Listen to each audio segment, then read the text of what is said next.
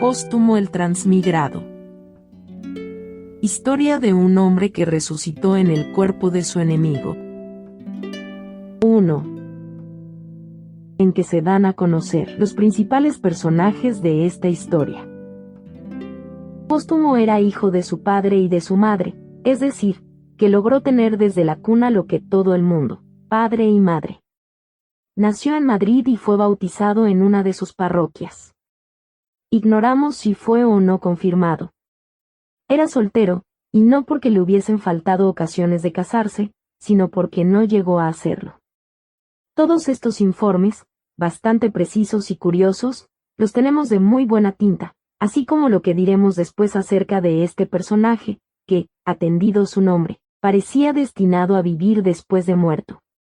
Estaba para casarse, pero esta vez, aun cuando hubiera querido hacerlo, habríale sido imposible, porque pocos días antes de verificarse la boda se murió, lo que no dejó de ser un fin bastante trágico. Pero no anticipemos, y si la muerte se llevó a Póstumo, traigámoslo otra vez a este mundo, aunque solo sea porque así conviene a nuestra narración. Reanudando esta, diremos que murió por la primera vez. Veamos cómo pudo verificarse este accidente de modo que quedase algo para otra ocasión. Póstumo era joven y hubiera seguramente dejado de serlo a haber vivido más años, pero entiéndase que solo hablamos de la vejez del cuerpo, pues por lo que atañe al espíritu, el de nuestro héroe estaba llamado a ser siempre niño, como lo veremos más adelante. Era uno de aquellos seres que sueñan despiertos, y que parecen dormidos en lo muy fácil que es llevárselos de encuentro en las faenas y malicias de este mundo. Sus planes no eran para este escenario, pudiendo decirse que, destinado a otro globo, había venido a este por equivocación. Sucedíale con frecuencia que, creyendo hacer dramas, solo hacía entremeses, en los cuales, a lo mejor, dejaba ver su tipo peculiar, verdadero despropósito para esta mundanal escena, con risa de los concurrentes, que proclamaban su insuficiencia en achaques de caracterizar otro personaje que el suyo. Si representaba el papel de comerciante, era el párvulo póstumo a quien solo tocaban los cargos en la cuenta de ganancias y pérdidas. Si quería hacer del galán amoroso, todo el mundo exclamaba, «Ved a Póstumo engañado». A ser diputado, hubiérase quedado sin turrón, a sentar plaza de escritor público, habría tenido el poco tino de escribir siempre la verdad, a ser ministro. Sus deseos del bien lo habrían convertido en espinas de un día la poltrona que para otros dura floridos meses. Póstumo soñaba con la edad de oro, como si no fuese esta fruta extraña a la estación de invierno en que vivía. Tenía, pues, los ojos en lo infinito, en el vacío. Esto, por lo que toca a su ánimo, por lo que atañe a su físico, era Póstumo bastante guapillo y agraciado, vistiendo con natural elegancia, aunque un tanto al desgaire, cual convenía a un soñador con los mundos imaginarios. Alguna vez hubo que sacarlo de zanjas o pozos, en donde cayera por ir mirando al cielo, verdadero observador de la región etérea. Estaba enamorado por la vez X de su vida, razón de más para que no supiese dónde ponía los pies. La novia era bella y discreta, según él decía, pues parece que todos los enamorados miran por un mismo anteojo telescópico lo bueno de sus amadas. El heliómetro de los enamorados sería capaz de centuplicar el diámetro del Sol. Póstumo anhelaba el matrimonio. Su novia le juraba un amor eterno, un amor a lo Julieta, a lo Eloísa, a lo Isabel de Segura. Era para él una Hurí, una diosa, un ángel, pues con todos estos nombres la llamaba suspirando. Su pecho era manantial de ayes y quejas, sus noches, un insomnio abrillantado, sus días, deliciosas primaveras, pero con frecuencia turbadas con relámpagos de celos, truenos de sinsabores y rayos de rompimiento. Vivía en la suprema felicidad. En cuanto a ella, suspiraba por el paraíso del matrimonio. Pero, oh desgracia. Una calentura dio con Póstumo en el féretro, llevándose todas sus ilusiones y esperanzas. Y murió cuando menos lo esperaban uno y otro. Adiós matrimonio para ella. Otra vez se le escapaba la víctima. Pobre Elisa. Estaba inconsolable. Lloró a torrentes, se quejó a gritos. Era una Dido abandonada en su dolor, una nueva Calipso que veía a su Telémaco dejar la isla de sus seducciones. Era una Safo pronta a precipitarse, y que no lo hacía, porque Madrid es tierra adentro y no encontraba un Leucade bastante poético para el caso. Pensó en el Manzanares y en el puente de Toledo, desde donde podía, abismándose, dar fin a su dolor, pero el Manzanares no bastaba a sus pretensiones poéticas, y temió que, yéndose demasiado a fondo, no diesen luego con su cadáver los gacetilleros. Decidióse, pues, a vivir, pero a vivir en eterno luto, como lo decía a cuantos querían oírla. Cosa rara. Como póstumo era póstumo, después de dar la última boqueada, en que se le atragantó el nombre de Elisa, sintióse como vivo. Y no causaba aquel fenómeno la helada catalepsia, puesto que su muerte era positiva.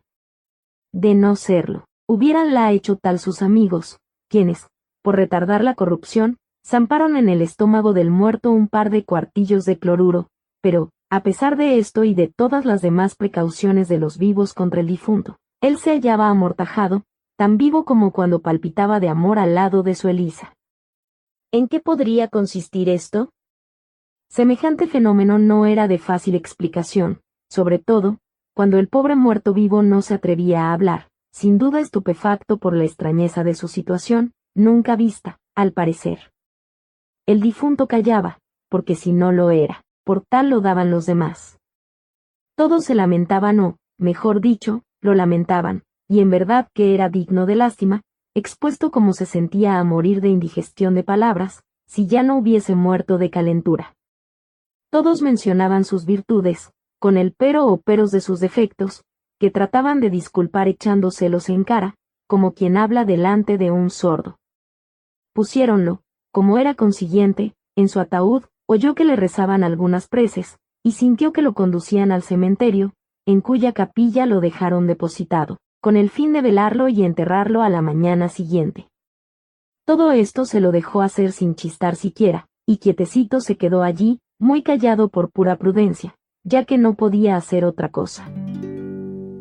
2. De lo que hizo póstumo luego que lo dejaron solo con el velador de muertos. Llegó la noche.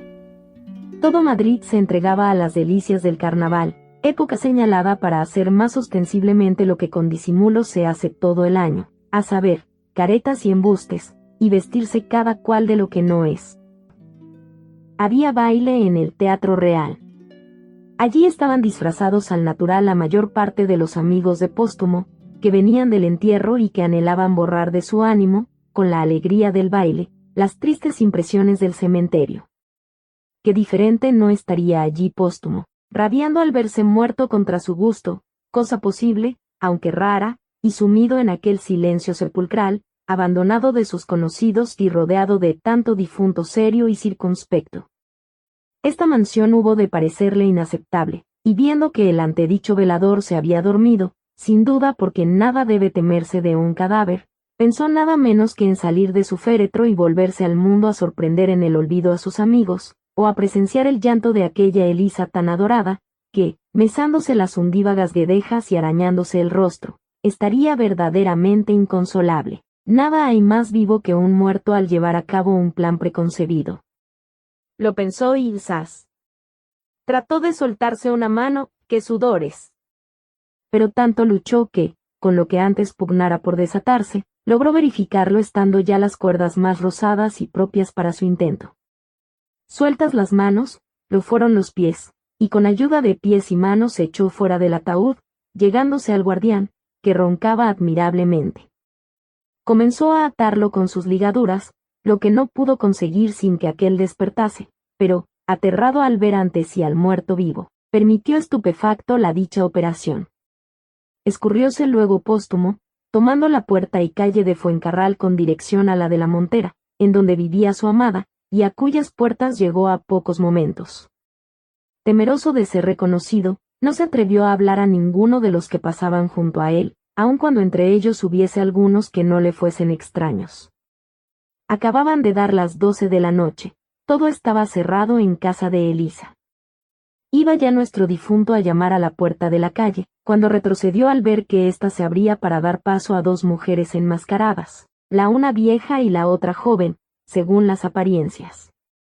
Parecióle, más, cosa increíble, que la joven era Elisa, su adorada, pero ¿quién podría buenamente imaginar que fuese aquella la mujer a quien juzgaba sin consuelo? Era, pues, indispensable salir de dudas, y siguió a la femenil pareja, que, diligente como quien va de fiesta, corrió a tomar un coche, en que subieron ambas, dando al cochero la dirección del Teatro Real. Febril estaba Póstumo al oír la voz de una de las enmascaradas, que le pareció la de su Elisa. Ocurrióle seguirla, pero ¿cómo? Más veloz que el viento, dirigióse a un puesto de caretas y disfraces que en la misma calle había, en donde entró mostrando su faz pálida al dueño de la tienda. Este retrocedió, y sintió frío al verlo. Era un viejo llamado Dagoberto, que conocía más que de sobra a Póstumo, y que al saber aquel día su muerte le había llorado. «Don Póstumo», exclamó aterrorizado. «Calle usted», repuso éste. «Yo lo hacía a usted muerto desde ayer». «¿Cómo ha sido eso?». Así hablaba el Dagoberto convulso de espanto y con cada cabello tan erizado como un asador. «Muerto estoy», repitió Póstumo, «pero guárdeme usted el secreto». «Jesús», exclamó su interlocutor, y con este golpe se le erizó el blanquecino bigote a la manera del de un gato que se encrespa. «Un dominó y una careta, pronto», gritó el muerto. «Pero, alma del otro mundo, que Dios perdone», replicó Dagoberto, «¿para qué más dominó que ese?».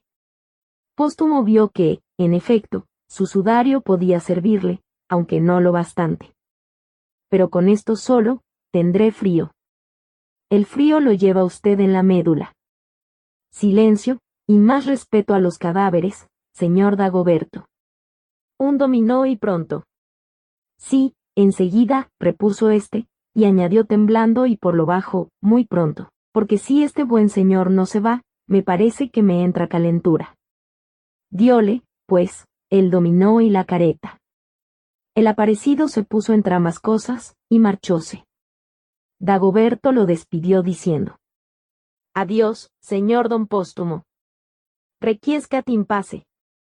Y añadió luego viéndolo marchar: «pero se ha llevado dominó y careta, y, bien mirado, van a oler aquellos chismes a sepulcro a 30 leguas. Me los va a poner perdidos». ¿Quién alquila después prendas de máscara que han servido para un difunto? Vamos, rezaré un Padre Nuestro por su alma, y buen provecho le haga. Y así diciendo, colocóse detrás de la puerta de la calle, a cubierto de un traje de arlequín, y entre uno de Pierrot y otro de diablo, rezó por el alma de Póstumo, quedándose más tranquilo. 3. De cómo un muerto puede dar mucho que hacer en una fiesta. Nuestro difunto siguió corriendo a lo largo de la calle de la Montera, giró por la Puerta del Sol, y se plantó en las del Teatro Real, poco después, sin duda, de la pareja tras que venía. Mas ¿cómo entrar allí sin billete, ni con qué comprarlo? En esto, percibió, casi con alegría, que por completo no le era dado sentirla en aquellos momentos, que uno de los encargados de la puerta era también conocido suyo. Audacia, pues, se dijo, y encarándosele y mostrándole su rostro, exclamó casi a su oído: «Soy Póstumo el muerto».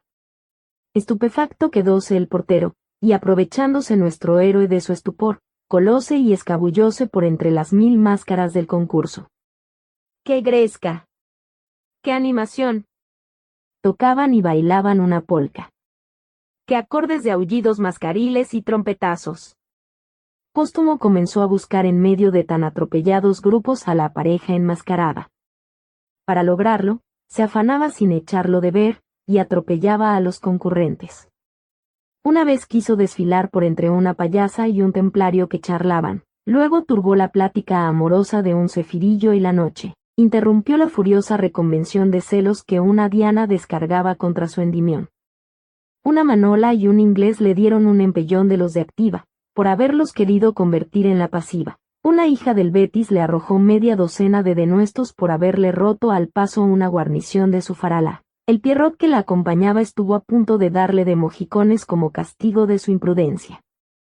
«Jesús, qué frío», exclamó una dama de Luis XV, en cuyo acento y manera se revelaba la cruda moza de Triana. Todos estos estropicios los hacía nuestro Póstumo saltando de aquí para allá como picado por la tarántula. Canario, murmuró. Nunca me he visto tan ligero ni sutil como desde que estoy muerto. Creo que podría colarme por el ojo de una aguja.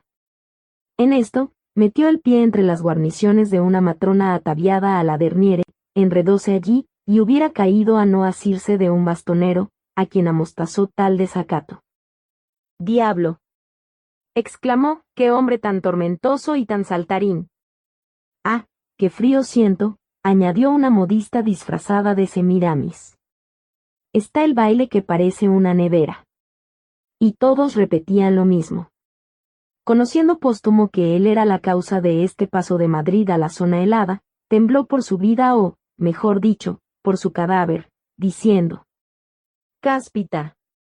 Si no ando contento, van a descubrir que soy un cadáver prófugo y a llevarme por fuerza al cementerio. Allí habrá mucha paz, mucho orden público, pero maldito lo que me gusta semejante morada». «¿No sientes un olorcillo particular?», preguntó una que iba vestida de Norma. «A su polión, cualquiera diría que huele a muerto». Murmuró Póstumo, «ya estoy vendido. Contengamos la respiración. Y no extraño que esta gente sienta frío. No parece sino que estamos en la Siberia. Razón tienen los que dicen que Madrid se va poniendo inaguantable. En mi vida sentí un invierno tan crudo, y eso que llevo doble abrigo, sudario y dominó». Y al decir esto, trataba de contener la respiración para evitar que cundiese aquel olorcillo a muerto que él se atribuía, como era natural. «¿Si será que ya comienzo a podrirme?», continuó diciendo para sí, «yo tomaría alguna cosa hervida para entrar en calor, pero mi aliento, mi sudor, que no dejarán de trascender a cementerio, acabarían por hacerme traición. Está visto que llevo en este maldito hálito mi cédula de vecindad. No, no puedo seguir así, tengo que buscar un medio». «Ah, qué idea». «Un par de copas de aguardiente podrían dar calor a mi cuerpo, y hasta evitar mi corrupción interna». «¿El alcohol no es gran medio de preservar cadáveres?». «Feliz ocurrencia».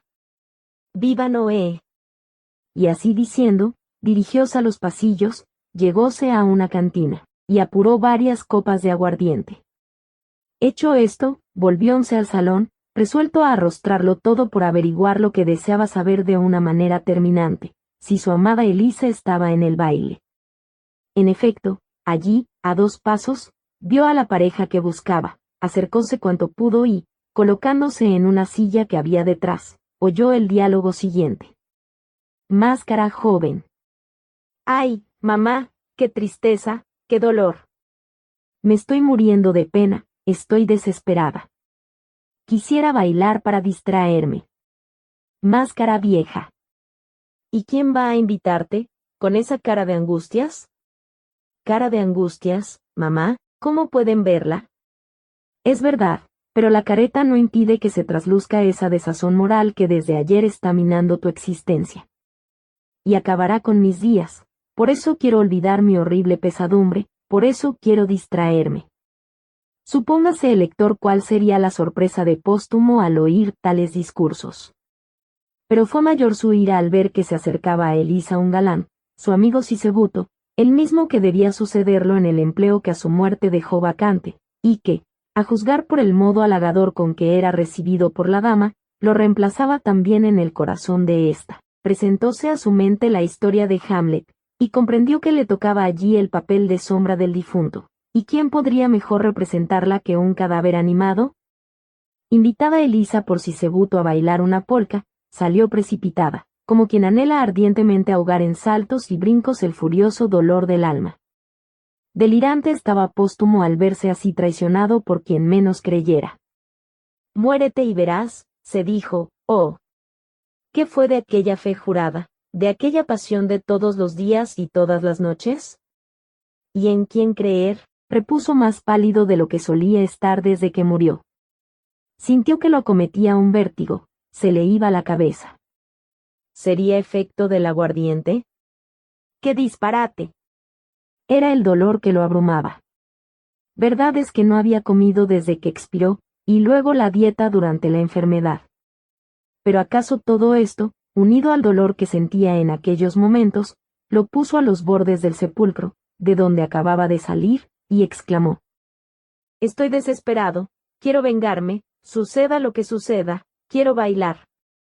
Y al decir esto, asió de la primera máscara que se le puso delante, que fue una matrona romana, tal vez la esposa de Catón, y se puso a danzar una polca de una manera tan febril que parecía lo que era, cosa del otro mundo. En esto, la matrona gritó: «¡Ay, que me muero de frío! ¡Suélteme usted, suélteme usted! ¡Qué olor a muerto embalsamado con aguardiente! Suélteme usted, porque siento que mi cabeza se desvanece. Ese tufo a muerto embalsamado que usted despide y ese frío con que me está usted helando». «¡Ay!», gritó de nuevo al sentir que resbalaba por su cuello una cosa fría. Tomóla y, examinándola, la arrojó al suelo con tal expresión de horror que erizaba los cabellos de los circunstantes. «Ese gusano es de usted, caballero, usted está muerto». «¡Qué horror! He bailado con un muerto». «Un muerto», aullaron todos, huyendo sin saber hacia dónde, y todo fueron empellones, y caídas y tumulto. Paró la música. Por todas partes se repetía aquella palabra aterradora: «Un muerto». Difícil fue a los bastoneros restablecer el orden. Aprovechóse Póstumo de aquel momento para refugiarse en uno de los pasillos, acurrucándose y anulándose en lo posible. «Van a descubrirme», se dijo con verdadera pesadumbre. Ahora que quería vivir o quedarme en el mundo, aunque fuese muerto, para vengarme de aquella ingrata, para ser su sombra, su remordimiento vivo. Pero, tendré que irme, ¿y a dónde? ¿Al cementerio? Renuncio. ¿Y dónde alojarme con este olor que sienten salir de mi estómago? Sin duda podría transitar por esos mundos con este aliento, pues no lo tienen más perfumado muchos que pasan por vivos. Pero si este olor es síntoma de putrefacción, pronto vendrá la disolución de mis miembros, iré lanzando brazos y piernas por donde quiera, y sin cuerpo no sé cómo andar entre las gentes. Y luego ese bichillo que sin duda me salió de la nariz. Sí, de la nariz, porque de la boca buen cuidado tenía yo de mantenerla muy cerradita. ¿Cómo diablos vivir despidiendo huéspedes de tal linaje? ¿Cómo me voy pudriendo?», exclamó con amargura. «Sí, pero todo antes que el cementerio, y mañana que piensan enterrarme». En estas angustias se encontraba nuestro amigo, y en ellas lo dejaremos mientras referimos lo que pasó en la capilla del cementerio, poco después de habérsele escapado. 4. En que se verá que los muertos tienen también policía. Tan luego como la persona que custodiaba a Póstumo en el cementerio se sintió amarrada por éste, comprendió que la idea del mismo era escaparse, como lo verificó, para volver al mundo a dársela de vivo. Entonces el guardián recordó que era espiritista y, con arreglo a lo que el caso requería, evocó el espíritu de un polizonte afamado en Madrid por el olfato de sabueso y la índole pesquisidora que lo caracterizaban.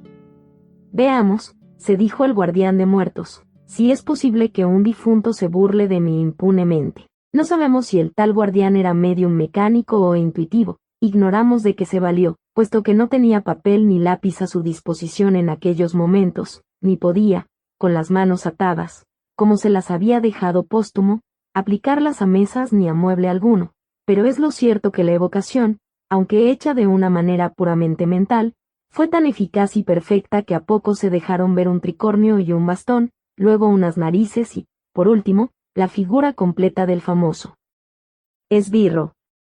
Es decir, que allí no hubo golpecitos ni cosa por el estilo, sino la presentación en cuerpo y alma de la entidad evocada. ¿Puede darse mayor prodigio? El polizonte mostrando, como hemos dicho, su cara triforme, a saber, de zorra, de gato y de hurón al mismo tiempo, expresó: «¿Qué me quieres? Acaba de escapárseme el muerto que velaba y que se llamaba en el mundo don Póstumo, hijo de su padre y de su madre, natural de Madrid, vecino de uno de sus distritos, y empleado en no sé qué parte, con la categoría, goces y derechos consiguientes a un sueldo de 30.000 reales. Con señas y datos tan positivos, no dudo que usted, que tanto se distinguió en el mundo por su olfato, Sabrá dar con él ahora mismo y salvar de este modo mi responsabilidad. Te serviré, respondió el espíritu, con verdadera eficacia, pues, esbirro por vocación, me place servir al orden y al santo principio de autoridad.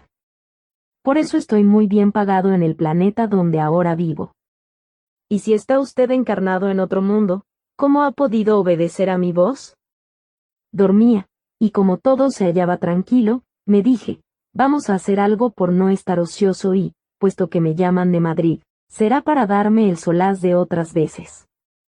Le tengo mucha afición a la coronada villa. Desempeñé allí tan a gusto mi oficio. Perseguir malhechores es empresa ruin, mi fuerte es la política, husmear motines y pillar sospechosos. Pues bien, señor polizonte fantasma, añadió el guardián, deseo saber dónde se encuentra a estas horas el difunto prófugo. Te diré, exclamó el evocado y, abismándose en éxtasis profundo, a manera de quien anhela ver en lo invisible, expresó luego, sí, lo veo, ahora se encuentra en las máscaras del Teatro Real, lleva un dominó negro, con el que pretende encubrir su blanco sudario. Casi lo toco con la mano. Pues atrápelo usted. No, de la apariencia al hecho. Es preciso que yo vaya en persona. Entonces, vaya usted presto, señor Tricornio, que aquí lo aguardo dispuesto a amarrar al prófugo para que no torne a las andadas. Voy corriendo, repuso el de ultratumba. Nunca estoy más contento que cuando hago mi oficio. La sombra esbirro desapareció de allí, y a poco, en alas de su voluntad, se halló a la plazuela de Isabel II, frente por frente de la estatua de Thalía. Reflexionemos, se dijo. Veamos si encuentro por aquí alguno de mis conocidos del ramo. No sé si me habrán olvidado. En esto, presentóse uno de ellos. Hola, Pachón, exclamó. ¿Y Podenco? allá está con Mastín y Perdiguero, pero ¿quién es usted? Vuestro antiguo jefe. Jesús me ampare. Va de retro. ¿Qué pretendes, alma infeliz de mi difunto jefe? ¿Quieres misas? Las pagaremos. Así podrás salir de ese lugar en donde estás penando, que no te faltará porque, atendido lo que fuiste en este mundo. Nada de eso, estoy tan bien o mejor por allá que por acá. Se trata de coger a un muerto prófugo del cementerio, y que está en ese baile. Para el diablo, exclamó el polizonte vivo. Líbreme Dios, no tengo jurisdicción sobre los muertos. Entonces, dijo el fantasma, llamaré a los míos del otro mundo, y no os quejéis de que invado vuestras atribuciones. Si bien es verdad que para pescar a un espíritu prófugo hay que valerse de la policía espiritual, ya que la vuestra es puramente corporal. corporal, No del todo, expresó el esbirro terrestre.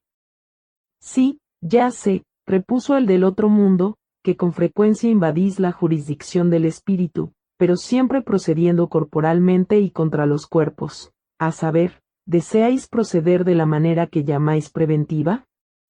Entonces os vais al cuerpo del prójimo para atrapar en él las intenciones de su espíritu. Eso es lógico, porque pillar el cuerpo es pillar la madriguera, nada más natural que irse al bulto de las cosas. Al menos, así lo hacía yo cuando estaba entre vosotros. Cuidado con murmurar de nuestras instituciones, señor Lobizorro, que aun cuando haya usted sido mi jefe y tenga que respetarlo, primero es mi deber. Está usted murmurando de nuestra conducta y atacando el sagrado principio de autoridad que represento. No puedo permitir esa crítica.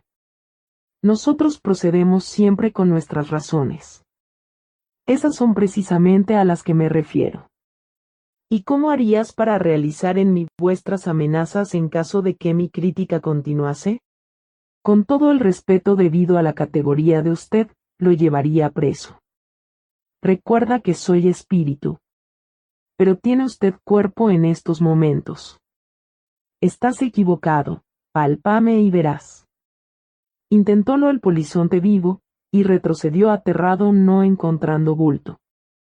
Era impescable aquel espíritu insolente y sedicioso, no tenía agarraderas. Lo bizarro había desaparecido, dejando al esbirro amostazado y como lelo, ni más ni menos que el gato que, al entrar cauteloso en la despensa, atraído por el olor del queso que hubo allí, encuentra que se lo comieron los ratones. 5.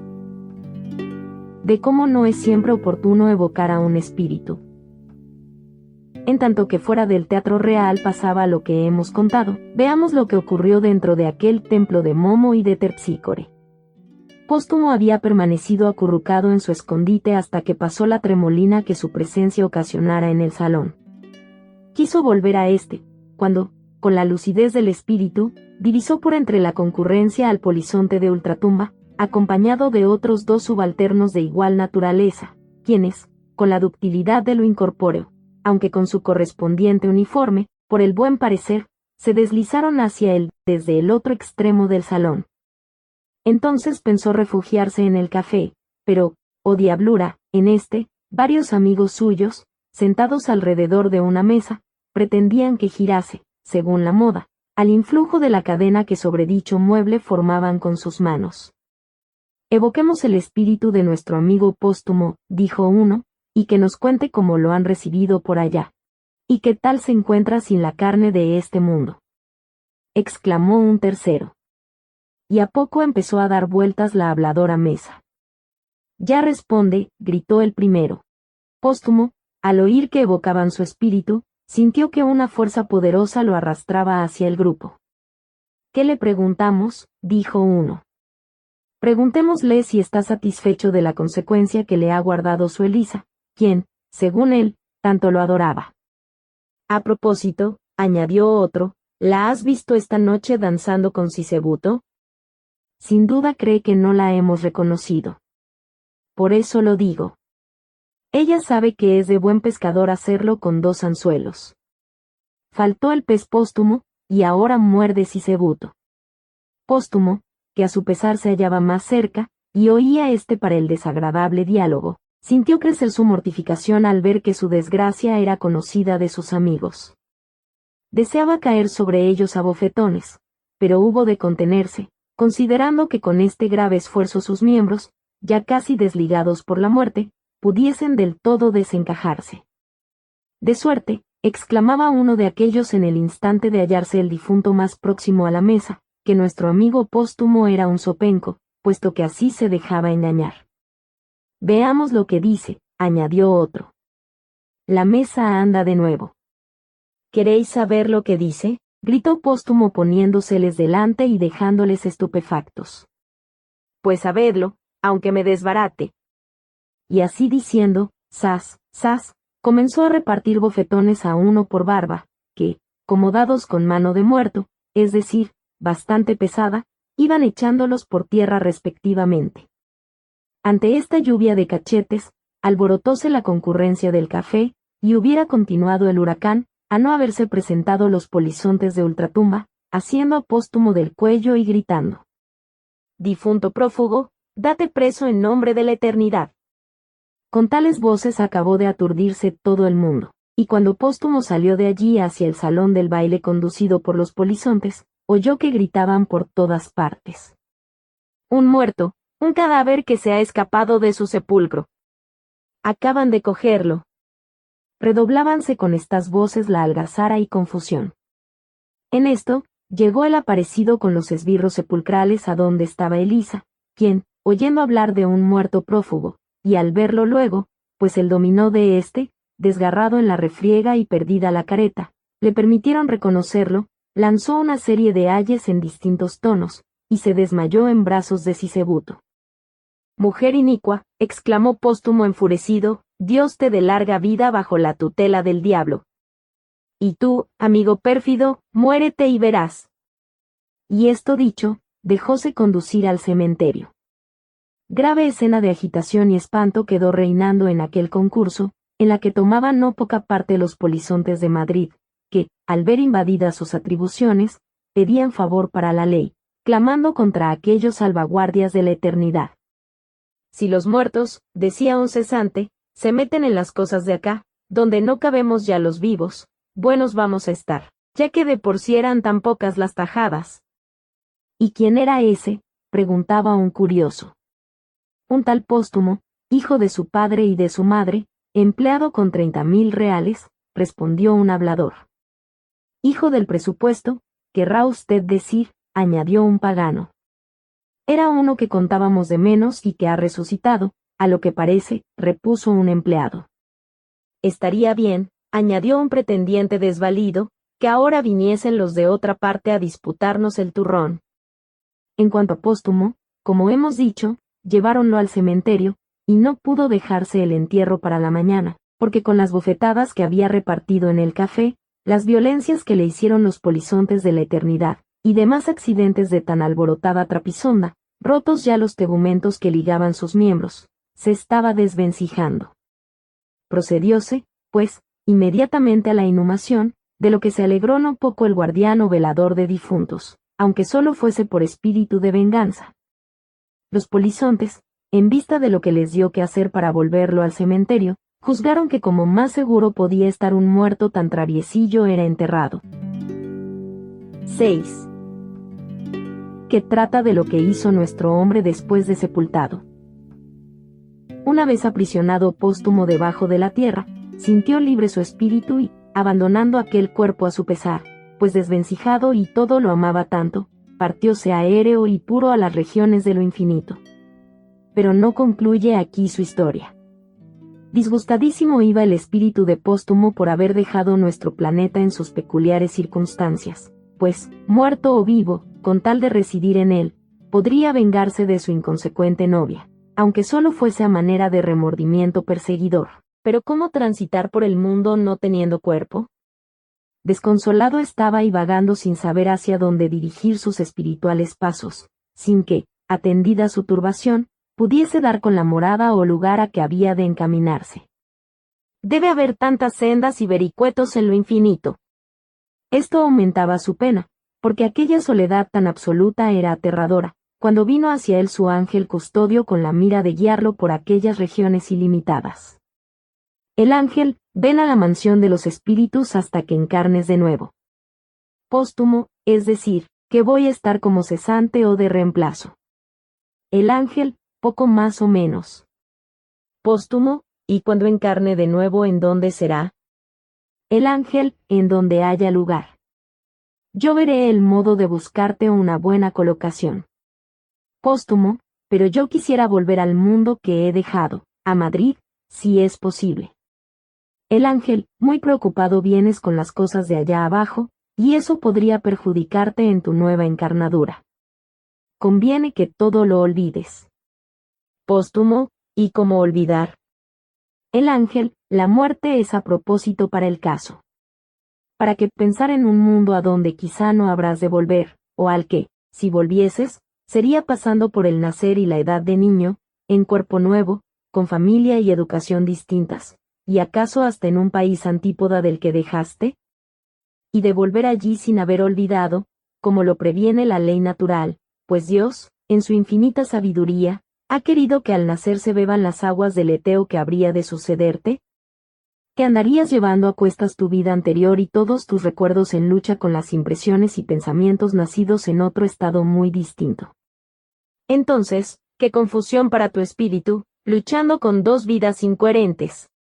Póstumo, aun cuando así fuera, querría vengarme de una ingrata y de un falso amigo que allí abusaron de mi bondad, probarles a todos, comenzando por probármelo a mí, que con la experiencia que la tumba me ha proporcionado no sería tan fácil engañarme.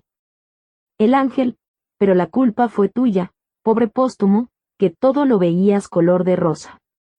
¿No te lo dije yo desde que te puse en el mundo o, mejor, desde que, despertando tu razón, pudiste comprenderme? Solo que mi consejo te pareció impertinencia, y lo desechaste, sin pensar que desechabas en mí tu propia razón. Debes, por lo tanto, persuadirte de que el mal estuvo en tu propio carácter, y que, si volvieras a nacer en idénticas circunstancias y condiciones a lo pasado, te sucedería lo propio, aun cuando pusieses en juego la experiencia de que hoy blasonas. No, te quiero demasiado para consentir que nazcas de nuevo en el mismo mundo que acabas de dejar. 7. en que el custodio refiere a póstumo las aventuras de Cósmico. El ángel comenzó su narración de la manera siguiente.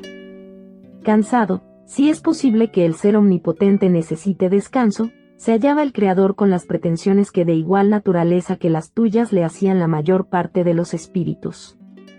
Anhelaban volverse al mundo sin olvidar los hechos y conexiones de su vida anterior, acaso por iguales motivos que los que expresas, y para evitar de una vez tan improcedentes solicitudes, cual si pudiesen barrenarse a cada paso sus leyes eternas e inmejorables, o como si la divina omnisciencia fuese falible y caprichosa como los mortales, consintió, con la mira de probarles lo absurdo de sus pretensiones, que una de aquellas criaturas consiguiese sus deseos.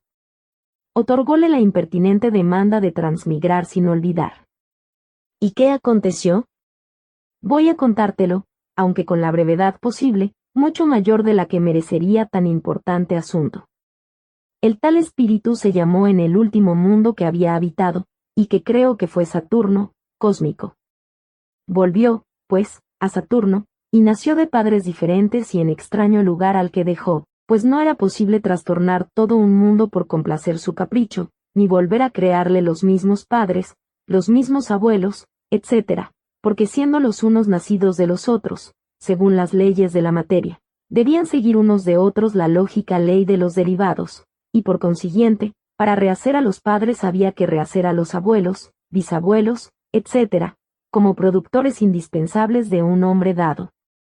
Tampoco podía hacérsele nacer en el mismo lugar del mundo, porque no siempre habría vacantes en el propio sitio, y tú sabes que aquí, para evitar injusticias, se procede, por lo general, en la reincorporación con arreglo a orden y plan determinados. Nació y murió, pues, en un mundo, apareció en otro, y después de haber vivido en algunos, ya no podía con la pesada carga de tantas existencias, gravitando en la última de una manera intolerable.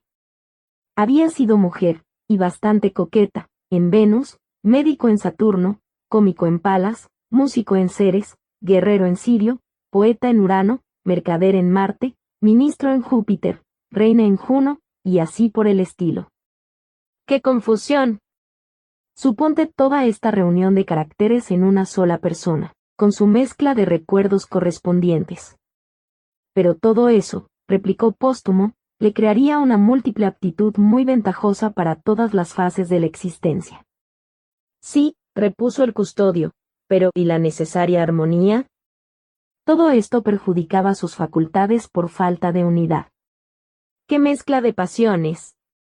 La formalidad del sabio, en lucha con la coquetería de la mujer, los caprichos soberbios de reina, con las veleidades de ministro, los sueños del poeta, en choque con el positivismo del negociante, la ductilidad del cómico o del músico, con la fiereza del soldado, todo esto, unido a que en una esfera había sido liberal, como hombre público, y en otra, por interés de su posición, retrógrado, que mare magnum de contradicciones dentro de sí mismo. Recuerdo que ahora vive en Madrid, en la tierra, y acaso lo hayas conocido. Como lo ha sido todo en otros mundos, sirve allí para todo, así es que lo habrás visto siendo muchas cosas a la vez, pero ¿y de qué modo? Veces hay que, siendo diputado, este nuevo Gil Blas del universo, recuerda que fue músico en otra vida, y desde la oposición ha salido con un himno de alabanzas. Al sentarse en la poltrona, suele venirle en mientes que fue cómico y tiende con frecuencia a los golpes de teatro. Eso no impide que, por no haber perdido los hábitos de mendigo que fue en Vesta, por ejemplo, se aficione a pedir a menudo, ya que no limosna, créditos supletorios, y por no haber olvidado su anterior profesión de traficante en otro mundo, meta las manos hasta los codos en eso de empréstitos y contratas. Coquetea en el banco azul o en la oposición, ya tomando varas a más y mejor, ya dándola de desdeñoso. Otras veces, que no son las menos frecuentes, pone mano al chafarote, como soldado que fue en otra existencia, y se decide por lo terrible. También acostumbra pavonearse con sus reminiscencias de soberana, soñando golpes de Estado, o blasfemando del parlamentarismo a que debe su cartera, por no haber logrado complaciente mayoría. Recordando que fue mujer, como antes te dije y que, por consiguiente, visten bien en aquel sexo los moños y las cintas, siempre que baja del mando lleva colgado algún adorno, con que se gallardea en salones y besamanos. Teniendo presente que fue mercader, rara vez deja la silla sin haber hecho negocio, y todo, después de tomar, a fuer de ex médico, el pulso a la situación, para ver lo que mejor cuadre a sus conveniencias. Esos son hombres, exclamó Póstumo, a lo cajón desastre, llenos de retazos de los distintos trajes que han llevado, verdaderos mosaicos políticos, así conozco muchos. Suponte, continúa el custodio, que, en lo más serio de una sesión oficial, en lo más agradable de una conferencia amorosa, en lo más placentero de un banquete, lo evocan como espíritu desde otro mundo donde viviera, y tiene que hacerse el dormido mientras acude allá. Tal le ha sucedido con frecuencia en Madrid siendo magistrado, y ha fallado luego con un conocimiento de causa que sólo podía tener su cuerpo, único presente. En ocasiones parece despierto, y está su espíritu también lejano. ¿Cómo, si no, explicarse algunos decretos suyos, que parecen dictados con el espíritu en otro mundo? ¿Cómo darse cuenta de aquel tejer y destejer a lo Penélope, sino teniendo en cuenta que el alma del ministro estuvo ausente, y que luego, al volver, firmó en barbecho?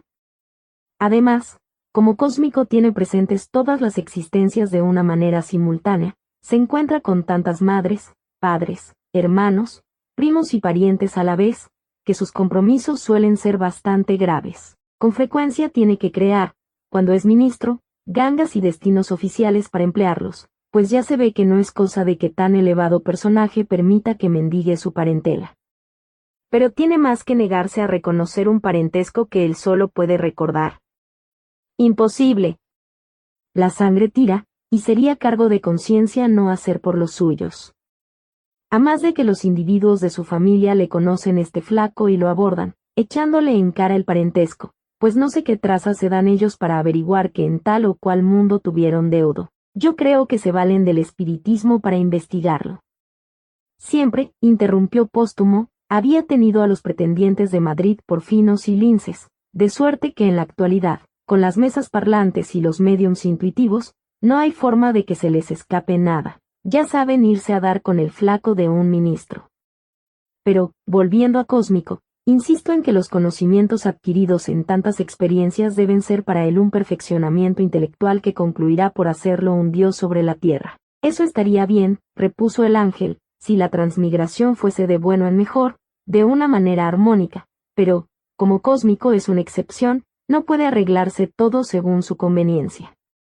Nace donde le toca, sin derecho a escoger un organismo rigurosamente apropiado a sus circunstancias. Harto ha hecho Dios en concederle la excepción. Pero si todos fuesen creados así, replicó Póstumo, como yo digo, ordenándose las transmigraciones según las circunstancias peculiares de cada espíritu, como creen algunos. Esos no cuentan para nada, interrumpió el custodio, ya incómodo, con el nacimiento, educación y profesiones, cuyas influencias, contradictorias las más de las veces, alterarían la armonía preestablecida, haciendo ilusorio el tal mejoramiento gradual, salvo en las materias puramente noológicas, como las matemáticas, en que no caben apreciaciones diversas ni influencias morales de clase, ejercicio ni educación. Esto, prescindiendo de que cada esfera individual, una vez dada, imprime en el ser sus afecciones simpáticas o antipáticas que modifican notoriamente el modo de existir de cada entidad humana. Pone en juego tantas maneras de ser y tan diversas, todas presentes por la memoria, que sería como el archivo de las ideas acumuladas en tantas vidas diferentes, y trata de armonizarlas en un individuo. El tal sería un caos en carne y hueso, o un don cósmico y nada más. Habría más que conceder a los seres, murmuró Póstumo, una sola vida, pero eterna. También puedo convencerte, replicó el custodio, de lo absurdo de tu indicación. Otra historia tengo que contarte a este respecto, en la vía de convencerte, y es la que sigue. 8. En que el custodio refiere el caso de don Perpetuo.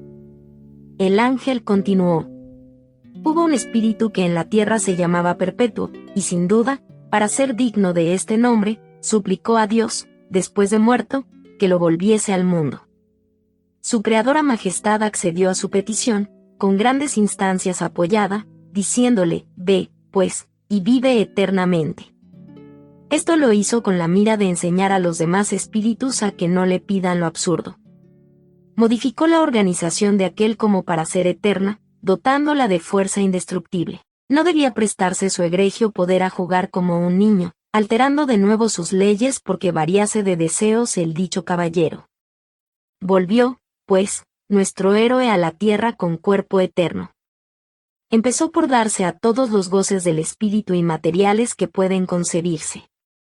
Más de una vez tuvo tiempo, en su larga vida, de adquirir riqueza sin trabajar, ya porque con tiempo largo no es posible que dejen de presentarse propicios azares, ya porque, como más antiguo, tenía ocasión de llegar a buen tiempo en todas las cosas que no dejaba de conocer antes que los otros. Pero, como sabía que nunca había de envejecer ni enfermar, curábase poco de conservar la fortuna una vez adquirida. ¿Tenía un amigo? Desaparecía al quererlo más. Su familia se hundió en los abismos de la tumba. Así, ya no le inquietaba la pérdida de las personas que amaba, y que necesariamente tenía que ver sucumbir, estando obligado a reemplazarlas en su corazón por otros nuevos afectos, que, apenas cultivados, veía caer también a su alrededor, como las hojas al viento del otoño. Concluyó por gastarse su corazón y por no amar a nadie, temeroso de crear afectos para la muerte. Comprendiendo que no se podía vivir sin amigos, procuraba tratar a las gentes sin predilección, y cuando su corazón lo arrastraba a una preferencia, buscaba a todo trance los defectos ajenos para contener el vuelo a su cariño. Cansado de llorar a loures muertas, dedicóse a no ver en la mujer sino el lado material, y entregóse a toda suerte de placeres con desenfreno, puesto que los resortes de su fuerza vital y su salud eran inquebrantables. Pero la saciedad lo condujo al capricho, y este es primo hermano del hastío. Sin amor no hay goces que duren, y la posibilidad de poder gozar siempre de lo mismo le convertía en insípidas todas las mujeres. ¿Y qué mujer podría resistir a la constancia de un hombre eternamente joven y enamorado? Si el obstáculo que motivaba la repulsa era material, tenía que ceder con el tiempo. Si era nacido de antipatía, ¿qué mujer no cambia en este concepto ante una vida tan larga? A veces acontecía que las tales mujeres morían sin satisfacer los anhelos de Perpetuo, pero muy presto lo curaba el olvido, en que había ejercitado tanto su corazón. Si la distancia era el inconveniente para lograr sus fines, estaba en posibilidad de allanarlo con el tiempo, siempre que la dama perseguida no sucumbiese antes. Sucedíale que sorprendía la vejez a la mujer que anhelaba, pero esto le era también de fácil consuelo, pues no hay aspiración que no ceda ante las arrugas de una Venus. Él podía decir a todas, o muerta, o vieja, o mía. Así es que, no sintiendo desconfianzas graves en sus pasiones, el capricho se entibiaba. Luego, había visto envejecer, desaparecer o ceder a tantas. En una palabra, las mujeres no eran ya gran atractivo para él, desde que no quería o no sabía preferir a ninguna ciegamente. El amor no existe sin la absoluta preferencia y el entusiasmo. En una de sus reacciones hacia el bien, se propuso casarse y fundar familia. Los bisnietos suplirán a los nietos, se dijo, y así tendré siempre a quien querer. Pero si los bisnietos lo amaron, los bisnietos de aquellos no lo reconocían ya, antes bien, les inspiraba horror, pues veían en él tan solo un monumento, alrededor del cual habían caído tantas generaciones. ¡Qué fastidio!, exclamaba, ¡qué horrible fastidio ver salir el sol por un mismo lado todos los días! Para distraerse, recorrió el mundo a pie y en todas direcciones.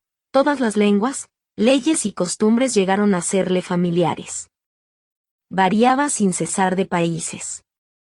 Lo que el judío errante hacía como obligado por un decreto del Altísimo, él lo ejecutaba por deseo de no parar. Estaba tan cansado de vivir en un punto cualquiera, como lo estaba Asbero de andar errando. La tierra le parecía pequeña y se ahogaba. Intentó 1000 veces el suicidio. Imposible, era un impenetrable paquidermo, y sus miembros más fuertes que el escudo de Atlante. Tan fácilmente rechazaba su cuerpo el hierro de un puñal como la bala de un cañón. Despeñado de las más horrísonas alturas, quedaba ileso. Los más activos venenos eran inocentes para él. Intentaba morir de hambre o sed, y parecía que su cuerpo, como Rabicán, el caballo de Astolfo, vivía del aire. Pensó una vez que acaso sería así, y no logró asfixiarse. Sus pulmones hubieran absorbido el azoe y demás gases mofetas cual si fueran oxígeno. Buscó y rebuscó en su cuerpo algún punto vulnerable como el talón de Aquiles, el cabello del moro Ferragus o el ombligo de Orlando, pero ni la más leve aguja podía penetrar en aquel cuerpo de una porosidad incomprensible, y que parecía haber resumido en sí toda la indivisibilidad del átomo. Procurábase indigestiones. Su estómago hubiera digerido balas. Las enfermedades todas le eran igualmente imposibles. Hacía esfuerzos inauditos para relajar sus músculos, pero eran como de acero. Las impresiones más profundas no aceleraban el ritmo de sus nervios. Pero ¿a qué tanto intentar? Convencióse de que la obra que Dios había hecho en él era indestructible. Ya he dicho que la tierra le parecía pequeña. Anhelaba, por lo tanto, hallar en la ciencia un camino para salir de aquel mundo, burlando, ya que no podía morir, la obra de Dios, sin destruirla. Estudió, atesoró todos los conocimientos humanos, pero no encontró el modo de salir de la esfera terrestre. No se ha descubierto todavía en aquel mundo camino alguno para los astros. Aquella ciencia, cuyo estudio había hecho su encanto interín, se prometió de ella una solución a su problema de escapatoria o fuga de su planeta, perdió todo su atractivo, y, cerrando los libros, tornó a su vida tediosa y amarguísima. Como no esperaba otra existencia, no la temía. No temía tampoco castigo alguno material en su vida, porque ¿qué males podrían sobrevenirle? A nadie amaba, ni aun a sí mismo, puesto que si existía era ya contra su voluntad, rabiando de envidia cuando veía morir a los demás, como quien ve en cabeza ajena un beneficio que ambiciona y de que no le es dado disfrutar. Cansado de todo, puesto que todo formaba parte de una existencia que cada vez odiaba más. Siendo así que lo que hace amar las cosas es el temor de perderlas y lo que aflige a los humanos cuando las pierden es el temor de que la vida sea sobrado corta para recobrarlas. Razón porque en la edad madura se aprecie todo más y es mayor la aflicción por lo que se pierde. Acostumbrado a verlo todo sin ilusiones, puesto que había visto ir y venir tantas cosas, sin estímulo, como he dicho, del bien y ventura en otro mundo que le era negado, ¿qué hacer? Se hizo cada día más egoísta a su manera, y cada vez más inmoral. Los vínculos de su alma con el sentimiento de la perfección desaparecieron. Una vez así, como por puro recreo, entró en las luchas de la política, su falta de fe lo desencantaba. Intrigó, se afanó, se divirtió con la suerte de una nación por algún tiempo, pero, una vez alcanzados los más altos puestos, colmado de todos los honores, habiendo saboreado todos los néctares del poder, desde la satisfacción del amor propio hasta la de la venganza, habiéndolo corrompido todo con su contacto más de lo que lo estaba, volvió el fastidio. Pero tenía más, interrumpió Póstumo, que servir los intereses del progreso y marchar con el mundo, siendo el progreso eterno y su fuente inagotable. Es tanto lo que queda por hacer aún en la sociedad más adelantada de la Tierra, que esto hubiera sido para él un encanto mayor que el de viajar por los demás astros. La locomotora de la civilización tiene ante sí una senda infinita, y recorre tantos países desconocidos, panoramas tan variados, que hallaría siempre novedad en ellos el espíritu más ambicioso. Habría maravillas y placeres para un ser eterno. Y aquí enseñó Póstumo la punta de sus orejas de visionario. La muerte no lo había sanado de sus sueños de mejoramiento y perfectibilidad humana. Su locura parecía incurable. Eccolo, respondió el custodio, que, por lo visto, conocía sus palabritas de la lengua del Dante. Eso mismo aconteció al referido don Perpetuo. Díjose así, sin duda está mi mal en que no he cumplido el fin que me propuse, al pretender de Dios el permiso de volver al mundo. Amaba la ciencia y el progreso del espíritu humano en todas sus manifestaciones y era tanto mi anhelo en este punto que lamenté mi muerte porque quedaban pendientes infinitas soluciones. Gozaba tanto mi espíritu al ver el desarrollo de ese gusano que se llama hombre y que cada día adquiere nuevas facultades y que de enano se agiganta sin añadir un miembro más a su cuerpo, ni una potencia más a su alma.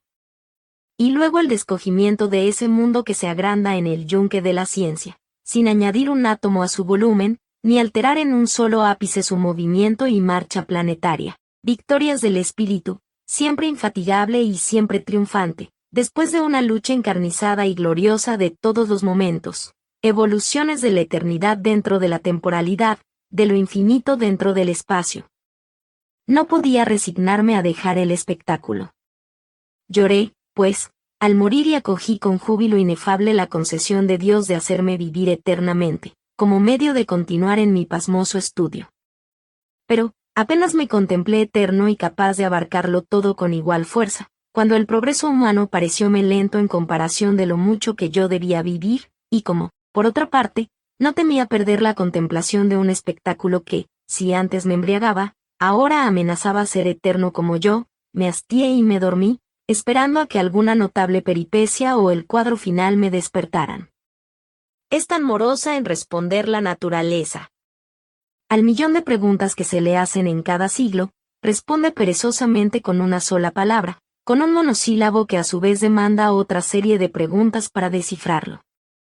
El drama de un día me deleitaba, pero, desde que se tornaba eterno, perdía para mí su gracia, puesto que esta gracia me era ya tan familiar como propia. ¿No era yo también maravilla rara y única en la creación? Eterno dentro del tiempo. Cosa anhelable y encantadora cuando me parecía imposible o acaso inconcebible. Hizo lo que otras veces había hecho, después de recorrer ávidamente los demás pueblos, volverse a España a cuyo cielo y naturaleza estaba acostumbrado. No amaba su país, lo necesitaba por hábito, como el gato el hogar a que se acostumbra. Reconoció que estaba ya viejo, aunque en cuerpo de mozo, y que las ideas nuevas han menester cerebros nuevos que, por no tener sobre sí la enorme piedra de las tradiciones, puedan comprenderlas llevándolas a cabo. Toda entidad de antaño merece respeto, pero en materia de adelanto, suele ser tan solo un monumento que sueña con su buena época, un poste miliario que mira siempre hacia atrás contando la distancia andada, cuando no se constituye en valla de impedimento al carro o locomotora de la joven humanidad. Sea esto dicho sin faltar al respeto debido a los años, pero es la pura verdad. Por eso, toda idea necesita arrullar la cuna del pueblo o de los hombres que han de predicarla o hacerla efectiva. Cada paso de lo relativo a la verdad absoluta hiere y lastima infinidad de relaciones y puntos de vista añejos que pugnan por oponerse a su carrera. La muerte, no el homicidio, es en este caso elemento de progreso. Don Perpetuo vive hoy como estoico o no sé qué, indiferente a todo y enfermo de saciedad del tiempo, no sabe cómo matar a este enemigo. A pesar de ser su forro juvenil e indestructible, es una momia, un espíritu fósil o, mejor dicho, una vejez sin canas y sin arrugas. Él debió comprender que la eternidad no puede caber dentro del tiempo. 9. En que se trata de otro personaje muy peregrino. Desengáñate, amigo póstumo, continuó el ángel custodio, las cosas están así bien ordenadas. Otro disparate fue la pretensión de un tal don Horóscopo, que anhelaba volver al mundo con la facultad de conocerlo por venir. ¿Y qué le aconteció? Lo que no podía menos. Sabía que había de vivir 60 años.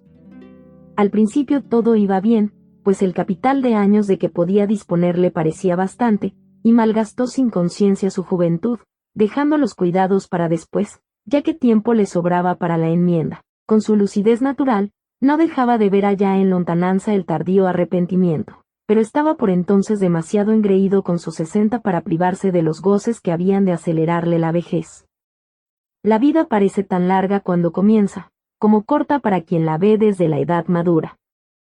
Crece sin fin al principio, pero, cuando comienza el decaer de las fuerzas y va haciendo mella en el ánimo la muerte de los demás, hecho en que se fija más el espíritu en razón a que los finados son todos aquellos que vimos crecer junto a nosotros. Concluye uno por contemplar en cada año una concesión arrancada a la tumba. Tan deprisa vivió Horóscopo sus primeros años que a los 30 parecía viejo, y agrióse su carácter con el conocimiento de que su término estaba menos lejano, razón para que su medrosa fantasía lo creyese más próximo. La vejez comienza para el espíritu desde que empieza a pensar en la muerte. La verdad entonces borra las ilusiones de la engreída juventud, y aunque Horóscopo no ignoraba que debía vivir otros 30, le pareció aquella suma tan corta, desde que empezó a contarla todos los días, que cada uno de estos antojaba serle un soplo. Volvióse no ya económico, sino avaro de sus horas, y mientras más las contaba, menores le parecían. Llegó a no poder vivir tranquilo. Odiaba el reloj, porque le marcaba de continuo la ruina de su caudal de existencia, y, sin embargo, invertía las horas en contar sus pulsaciones. Los golpes del péndulo que resonaban en su corazón aumentaban su mortal angustia. Parecíale cada vez más lúgubre aquel ritmo acompasado, y tan impresionado lo tenía, como si aquel inflexible medidor del tiempo estuviese pegado a sus oídos. Hoy tiene 40 años. Como está cada vez más agriado su carácter y sabe lo futuro, complácese en profetizar a los demás los accidentes dolorosos que deben sobrevenirles, y así, todos le temen y le huyen, aislándolo cada día más. No hay quien quiera jugar con él en Madrid, donde mora, porque todos saben que gana infaliblemente. Fueron tantas las loterías que acertó que las administraciones tienen prohibida expresamente la venta de billetes a semejante brujo, cosa que es fácil de ejecutar, atendido a que todos lo conocen y saben su dote de adivinación. Ha vivido casi siempre bien, gracias a aquella facultad, pues halla el medio de utilizarla en su provecho de una manera cuantiosa, pero esta facilidad de adquirir lo ha hecho pobre con frecuencia, que es la hacienda para quien solo se cuida de huir de la muerte, que cada vez se le antoja más cercana. Todo eso está bien, replicó Póstumo, pero, como yo no pretendo saberlo por venir, ni vivir sin olvidar, ni mucho menos perpetuar mi existencia en el mundo, sino únicamente tornar a él como había de encarnar en otro, y hacerlo por una sola vida con fin determinado, no me encuentro en los casos que citáis. Haced, pues, oh, ángel de mi alma, que logre mi anhelado objeto, y os viviré agradecido eternamente. Interceded por mí con el Altísimo, siempre tan misericordioso. Ya que de tal modo y tan tenazmente insistes, voy a tratar de complacerte, aun cuando pudiera tachárseme de flaqueza por semejante bondad. Veré al Eterno y le suplicaré encarecidamente. Ojalá que su divina majestad no castigue mi impertinencia, que tal habrá de parecerle mi petición. Dice, y vuela en compañía del espíritu de Póstumo hacia las legiones del Empíreo. Detuviéronse ante las puertas celestes, y el ángel añadió: pues no eres todavía tan bienaventurado que puedas traspasar los dinteles de la mansión inmortal. Dirígete al limbo de los espíritus y aguarda allí el resultado de mi instancia. Prefiero aguardar a la puerta, si no os estorbo. Si prometes no dejarte llevar de curiosidades imprudentes. Lo haré lo mejor posible, dijo Póstumo, y quedóse en el vestíbulo, sentado o de pie, puesto que las crónicas no dicen cómo. Entróse el ángel y después de hacer la debida reverencia al apóstol que guarda los umbrales de la mansión augusta, comenzó a oír los conciertos angelicales al compás de salterios, arpas y chirimías, que derramaban en torno sus sones divinos. También los escuchaba Póstumo, aunque vagamente por la distancia, y percibía también, cada vez que la puerta giraba sobre sus goznes, el ambiente perfumado con que los ángeles turiferarios aromatizan perennemente la morada del Rey de los Reyes. Sintióse hechizado nuestro héroe, o su espíritu, mejor dicho, con tales encantos, y moríase de envidia y curiosidad, si un espíritu puede morirse. ¿A quién no le hubiera sucedido lo mismo? Sentía vivísimos deseos de violar la consigna, pero el respeto, no exento de temor, lo detenía. Su espíritu contaba en sí aún los resabios de anarquía en que se educara allá en su bella patria.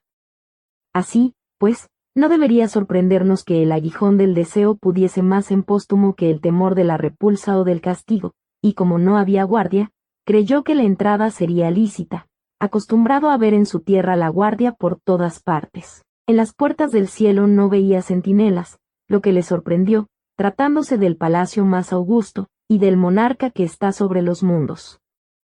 Creyó que el ángel no decía la verdad al prohibirle la entrada, o que lo había dejado haciendo antesala por darse importancia y mostrarle superioridad en punto a categoría o celestial predicamento.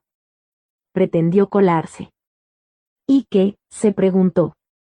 ¿La casa del Señor no es templo abierto a todos los fieles? ¿El paraíso no es la verdadera casa del Señor? recordó aquello de llama y te abrirán. Tomó audacia y llamó, abrióse la puerta y entró sin vacilar, pero a poco vino un querube, que, sin duda, hacía las veces de conserje, y le pidió sus credenciales de bienaventurado, y como no las tenía, a pesar de haber sido tan manso en el mundo, pretendió echarlo fuera. La lumbre espléndida de aquellos portales y la mirada del ángel lo habían deslumbrado y sentía renovarse su temor, pesándole ya infinito su osadía, pero arrodillóse y suplicó que lo dejasen ver, aunque fuese desde lejos, al invisible. En esto, el apóstol San Pedro, que allí junto se hallaba, salió del éxtasis contemplativo en que yacía y, al ver aquel osado intruso, le mandó apartarse de lugares tan sagrados. Al oír esta orden póstumo, imaginó despertar en favor suyo la bondad santa del apóstol y besando la orla de su túnica, le hizo presente que en todas ocasiones había sido en la tierra uno de sus devotos más ardientes y que aunque liberal y soñador, por especial veneración hacia él, había defendido siempre la santa legitimidad de su patrimonio en Roma. Señor apóstol, añadió, yo soy una pobre criatura que desea alcanzar del Altísimo una leve concesión. Me llamo Póstumo, fui hijo de mi padre y de mi madre, natural de Madrid, bautizado en una de sus parroquias, y sanguijuela del Estado con 30.000 reales de sueldo, habiendo quizá evitado a la nación, con esta perenne sangría que le hice por algunos años asidua y eficazmente, la plétora monetaria que, sin tales desahogos, hubiera padecido.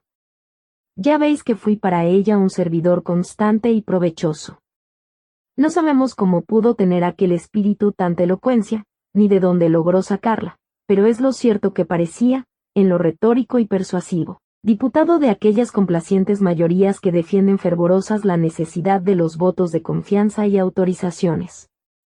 El apóstol hubo de conmoverse, porque siempre fue benévolo, y así le dijo. En vista de la defensa que aseguras haber hecho en todas ocasiones de mi sagrado patrimonio, oh, Póstumo, que fuiste en la tierra hijo de tus padres, natural de Madrid, etc., y miembro desangrador del Estado con el sueldo de 30.000 chupadas por año, te permito la permanencia en esta sacra portería, interim torna tu ángel custodio con la resolución que esperas. Quedas bajo mi protección, y voy a recomendarte al Ser Supremo. Al decir esto, San Pedro escribió 2 líneas, llamó a un ángel, y le encargó que fuese volando a deponer aquella súplica a los pies de su majestad divina. De buena gana llevaríamos al lector hasta el trono del Altísimo, no tanto por darle la gloria cuanto por disfrutarla también nosotros, pero no nos es dada esta doble ventura. Confórmese, por ahora, el lector con haber podido introducirse hasta la portería de aquella mansión egregia. Resígnese a la compañía de Póstumo, quien aguarda en tan buen lugar la vuelta de su custodio y el resultado de su instancia, robustecida con la recomendación del santo apóstol. No se hizo esperar demasiado el ángel, y ya era tiempo, porque Póstumo impacientábase de sobra, procurando en vano husmear a través de las cortinas celestes que velaban a sus miradas curiosas tantos primores. Llegó por fin el custodio, y le dijo: El Eterno, en su bondad infinita, y gracias a la intercesión de su muy amado Pedro, te otorga la merced que demandas, pero sin ejemplar, desea probarte que, volviendo al mundo el mismo, tornarás a ser engañado como lo fuiste antes. Besa el pie del santo clavero y vámonos. Hízolo Póstumo, mudo de contento y recibiendo la bendición del santo apóstol, partiéronse de allí para los limbos. Después de divagar un tanto por el espacio, llegaron a un limbo en donde se hallaba el ángel acomodador de los espíritus, con su oficina correspondiente. 10. De lo que aconteció en la Dirección General de Encarnadores.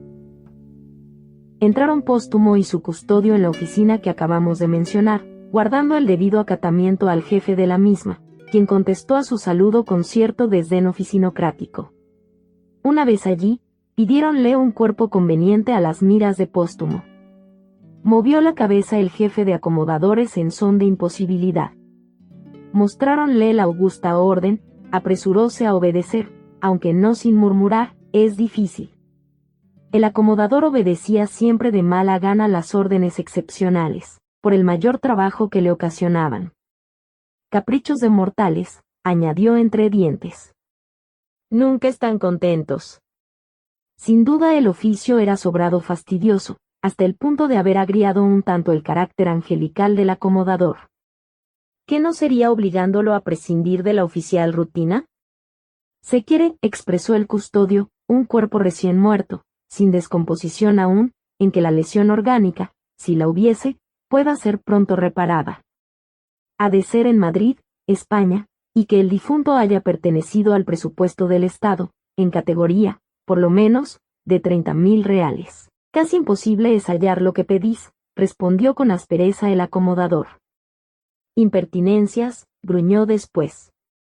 Buscadlo, replicó el custodio inflexible, mostrando de nuevo la orden suprema. Supongo, añadió Póstumo, que aquí no habrá aquella fórmula de se acata, pero no se cumple, que se usa en mi tierra de la tierra. Eso sería traer a la eternidad las extravagancias de la pobre gente de allá abajo, o de allá arriba, porque, en verdad, me hallo tan desorientado que no sé por dónde queda mi bendito planeta. Examinó con mal gesto el acomodador de almas los registros terrenales y ya perdía la esperanza de hallar lo que buscaba, cuando, ¡zas!, el telégrafo que unía misteriosamente aquel lugar con millones de mundos y que estaba comunicando de continuo los distintos fallecimientos, hasta el punto de no bastar millones de ángeles para tomar nota en aquellos registros, transmitió desde la tierra el telegrama siguiente. España. Madrid. Sisebuto 30.000 reales. Repentina, vaso del cerebro roto. ¿Cómo? Exclamó Póstumo, ¿ha muerto mi rival? Ya encontramos lo que conviene, añadió el custodio, un cuerpo casi intacto, de tu categoría y lugar, y calentito aún. ¿Pero cómo ha sido eso?, replicó Póstumo estupefacto. Y el custodio le mostró un cristal a manera de espejo, de los muchos que había en aquel inmenso limbo, y vio en él sin sucesión de tiempo y de una manera simultánea lo que anhelaba saber. Sisebuto había ocupado su empleo, se había casado con Elisa, y en grave camorra que le armaron esta y su madre doña Facunda, en cuyo lance estuvo a punto de ser arañado suegrilmente, rompiósele un vaso del cerebro, muriendo en el acto. Aconteció esto en la calle, ocasionado quién sabe por qué asunto de joyas que Elisa quería comprar a toda costa y nada a gusto de su marido.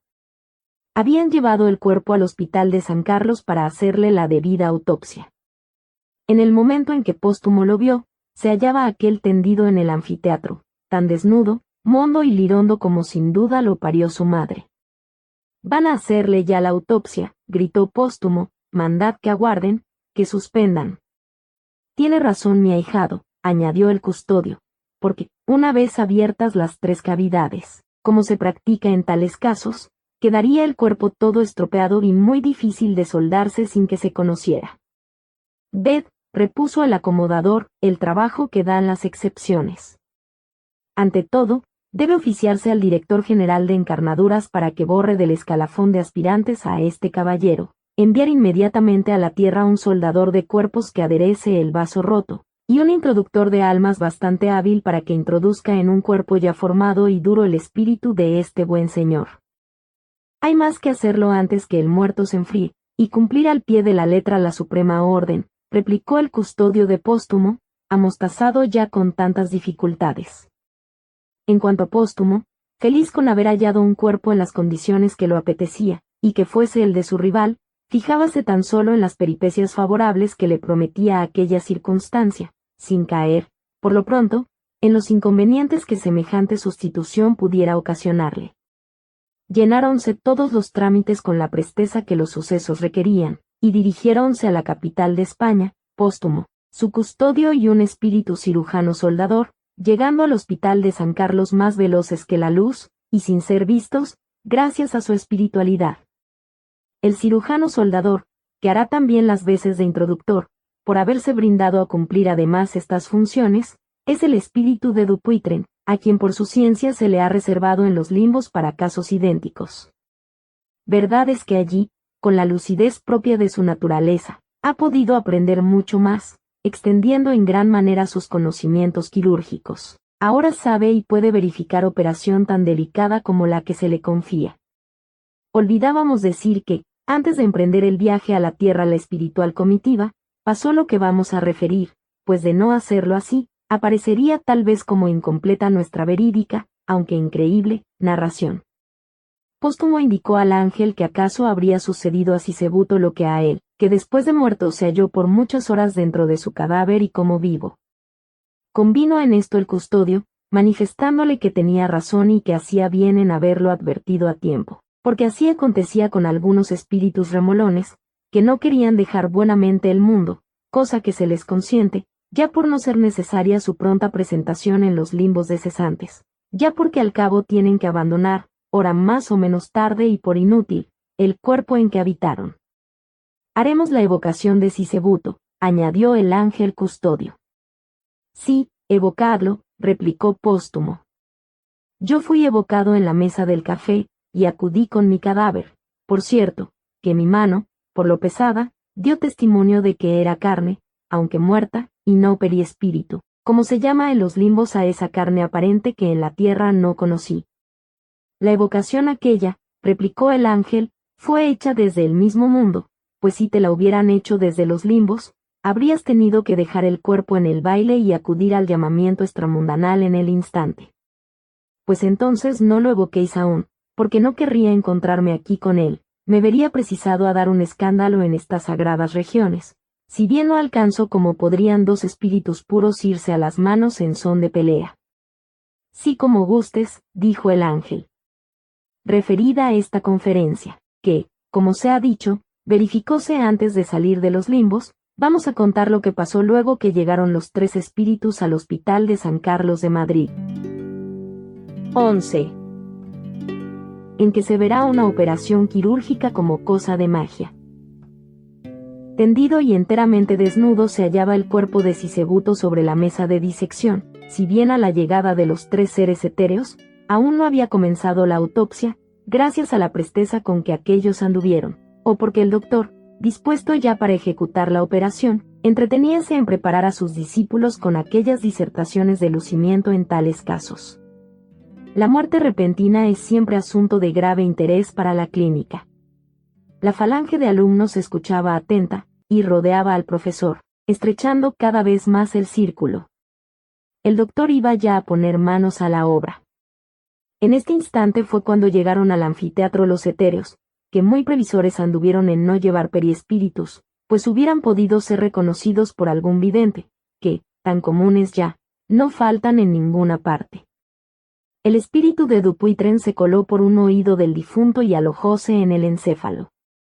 A poco, exclamó con voz del otro mundo y en lengua límbica o limbaica, ya está soldado el vaso, voy a dar curso a la sangre. Listo, dijo el ángel a Póstumo, pero aquí, añadió Dupuytren, está todavía el espíritu del muerto. Fuera de aquí, gritó como si luchara con aquel dentro del cadáver. Señores, dijo el doctor de San Carlos a sus discípulos, me parece que he oído hablar dentro del muerto, lo juraría. Así es, exclamaron varios. Y aún parece que se mueve el cadáver, añadieron otros. En efecto, el cadáver se movía, y era el espíritu de Sisebuto que no quería salir de la humana concha. Tate, dijo el doctor pulsándolo. Hay pulso y la sangre circula.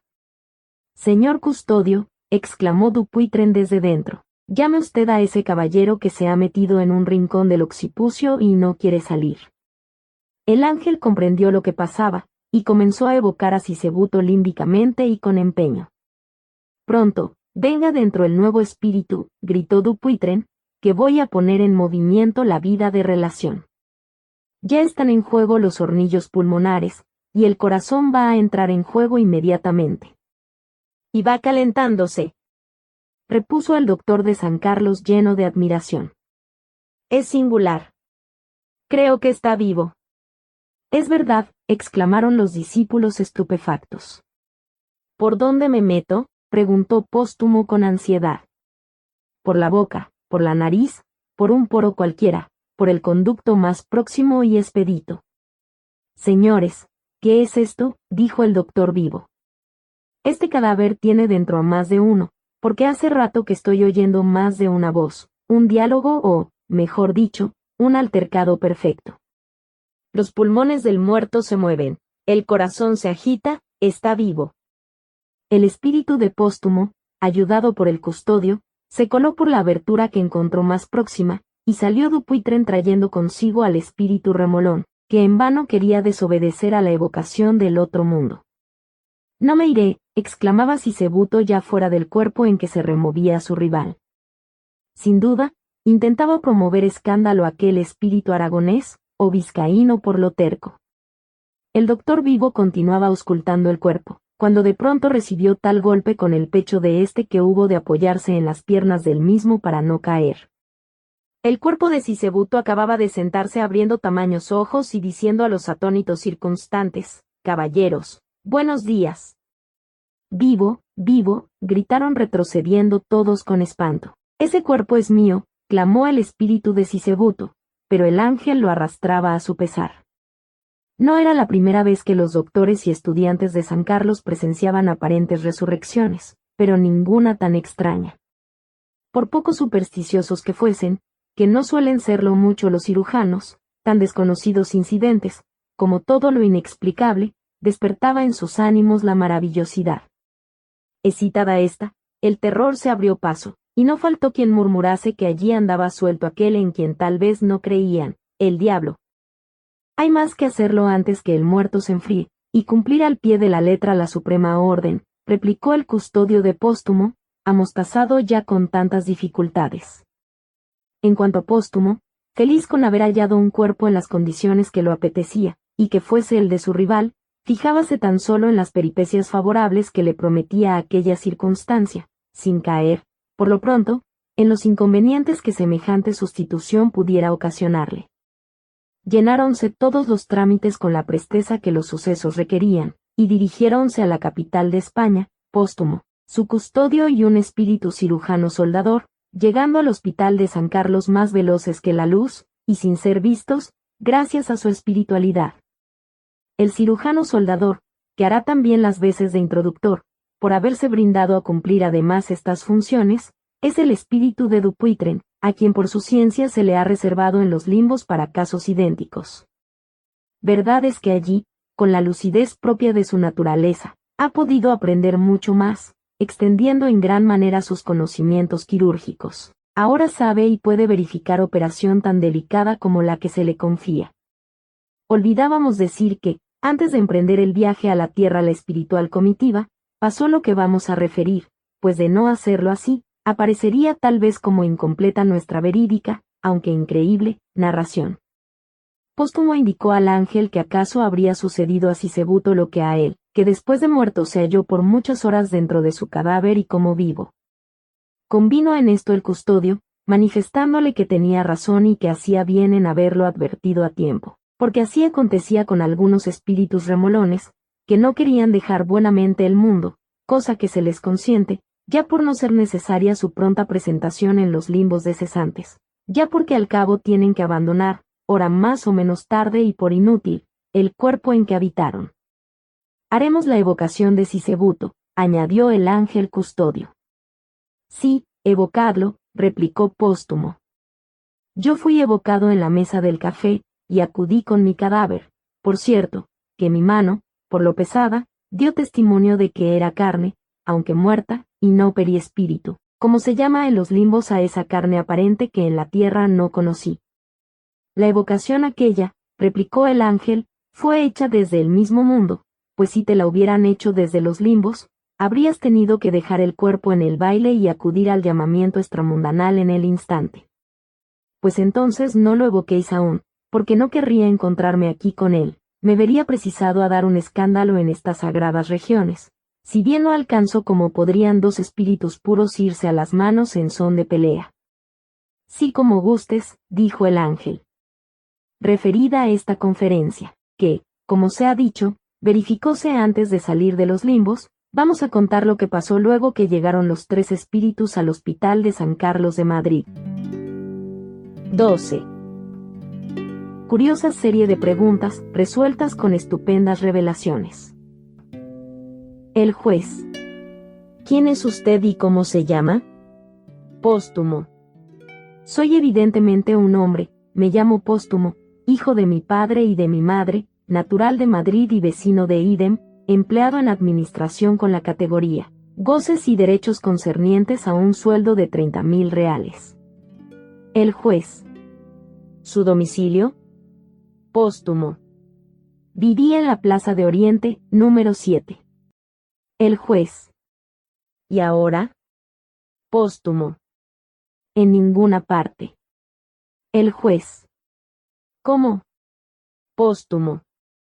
Soy recién llegado, y no he tenido tiempo de buscar habitación. El juez. ¿De dónde viene usted? Póstumo. Del otro mundo. El juez. Usted se burla. Cuidadito con el saladero. A ver, su pasaporte. Póstumo. No se usan en el limbo de donde vengo. Allí, como en otros países, hay completa libertad de locomoción. El juez. Repito que usted pretende burlarse del tribunal. Póstumo. No, señor, no me chanceo. Digo la verdad cuando vuestra señoría me la pregunta y profeso demasiado respeto a la autoridad para no hablar en serio. El juez. Entonces está usted loco. Póstumo. Así parece, señor, pero no es verdad. Yo me morí hace pocos días y el Señor, apiadado de mis súplicas, me ha permitido resucitar. El juez, al escribano. Este hombre está loco. El escribano. Indudablemente, según las apariencias. El juez. Es menester llevarlo a una casa de orates. Póstumo. Señores, estoy tan cuerdo como cualquiera otro, por más que mis aventuras o desventuras parezcan increíbles. Ya voy palpando los inconvenientes que lleva consigo una resurrección. El juez. ¿Y quién puede creerlo? ¿Pretende usted que lo tengamos por un ser milagroso? Póstumo. No pretendo tal, pero hallo la cosa muy sencilla. Si quiere vuestra señoría ver si estoy o no cuerdo, sírvase mandar que me reconozcan los facultativos.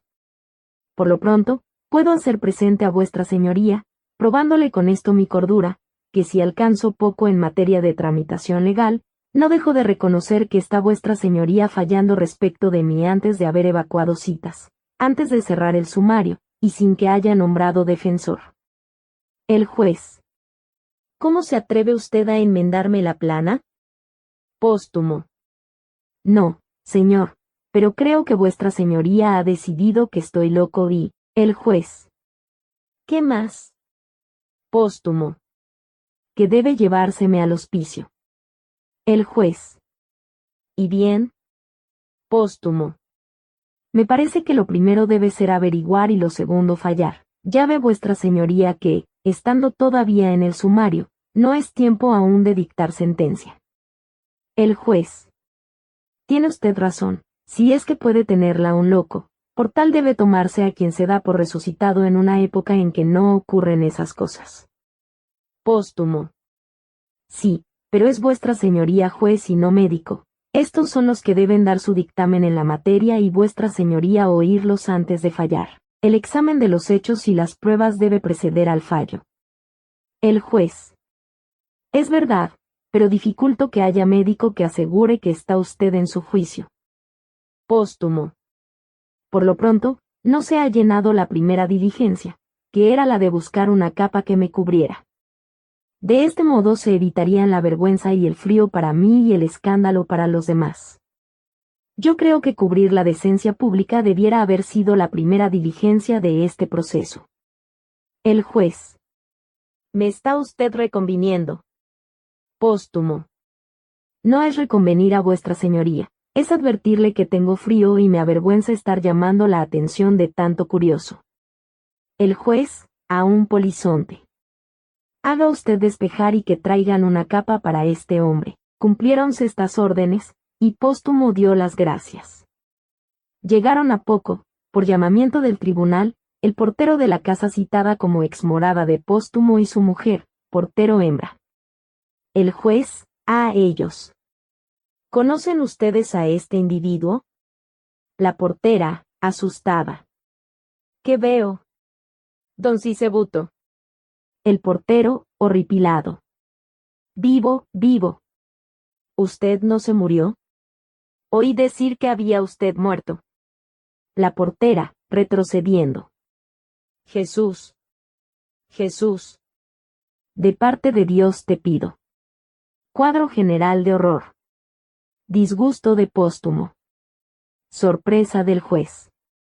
El juez, decididamente estos también están locos. La portera. ¿Qué? No, señor. ¿El señor está o estuvo muerto? El portero. Sí, señor, sí, señor. Póstumo. Pues qué, Juana, ¿no me conoce usted? Soy Póstumo, no Sisebuto. Al oír esto creció de todo punto el terror de los porteros, y poco les faltó para echar a correr. Póstumo. Soy Póstumo resucitado. Los porteros dieron a correr. El juez, a los alguaciles. Detenedlos, y que cese esta broma. Burlas conmigo. Yo les enseñaré a jugarse con la autoridad. A ver, todos presos. Apresurábanse a cumplir los polizontes, pero detuviéronse el portero y su mujer con cada vello como un huso, pálidos como la muerte, y en son de volver a tomarlas de Villadiego. El juez. Ya ve usted cómo se responde a sus citas. Póstumo, cada vez más confuso, no acertaba a explicarse. ¿Quién había de comprender tan disparatadas aventuras? En vano refería los pormenores de su historia de ultratumba. Mientras más lo oían, más crecía la confusión. Morirse como Póstumo, y resucitar como Sisebuto. Si hubiese habido allí algún espiritista, a pesar de la novedad del caso, tal vez hubiese dado alguna luz a situación tan tenebrosa. El juez, enfurecido. Ahora digo y afirmo que no está usted loco. Todo ese tejido de embustes inverosímiles me está probando que es usted un criminal que, detenido al ejecutar sus planes, pretende ahora pasar por loco, y evitar el fallo de la justicia. Usted huía desnudo, porque quién sabe de dónde salía, cogido acaso infraganti en la perpetración de algún delito. A los polizontes. Llevarlo preso hasta que se aclaren estos embustes. Grande era la agonía y sobresalto de nuestro amigo al verse tratar de aquel modo. Sabía lo que eran expedientes, y comprendía que iban, como suele decirse, a podrirlo en la cárcel. ¿Para esto había vuelto al mundo? Estaba escrito que éste había de tratarlo siempre mal. Iba, por tanto, a ejecutarse el mandato del juez, cuando una dama, toda angustiada y llorosa, se presentó en los umbrales, corriendo hacia Póstumo. «Esposo mío», exclamó. El juez. «Su esposo. Otra tenemos». Al ver Póstumo a Elisa, pues tal era la dama, y que intentaba arrojarse a sus brazos con gran vehemencia, quiso impedirlo, pero hubo de hacerlo de tal modo y tan bruscamente que la capa, único traje que lo cubría, vino al suelo, con gran rubor de la dama y de la portera. «Elisa», exclamó aquel confuso y sorprendido, y apresuróse a cubrirse de nuevo con la indiscreta capa. «Sisebuto de mi alma», dijo Elisa intentando otra vez abrazarlo. Póstumo la rechazó, diciendo: «No, señora, no soy vuestro Sisebuto. Soy aquel Póstumo a quien prometíais llorar eternamente». Elisa se detuvo pálida de sorpresa y de terror. «Otra peripecia», gritó el juez. Todos los circunstantes contemplaban esta escena espeluznados. El juez. «¿En qué quedamos, señora? ¿Es su esposo de usted o no? ¿Es Póstumo o Sisebuto? ¿Por ventura tiene usted a un tiempo dos maridos?» Elisa bajó los ojos avergonzada.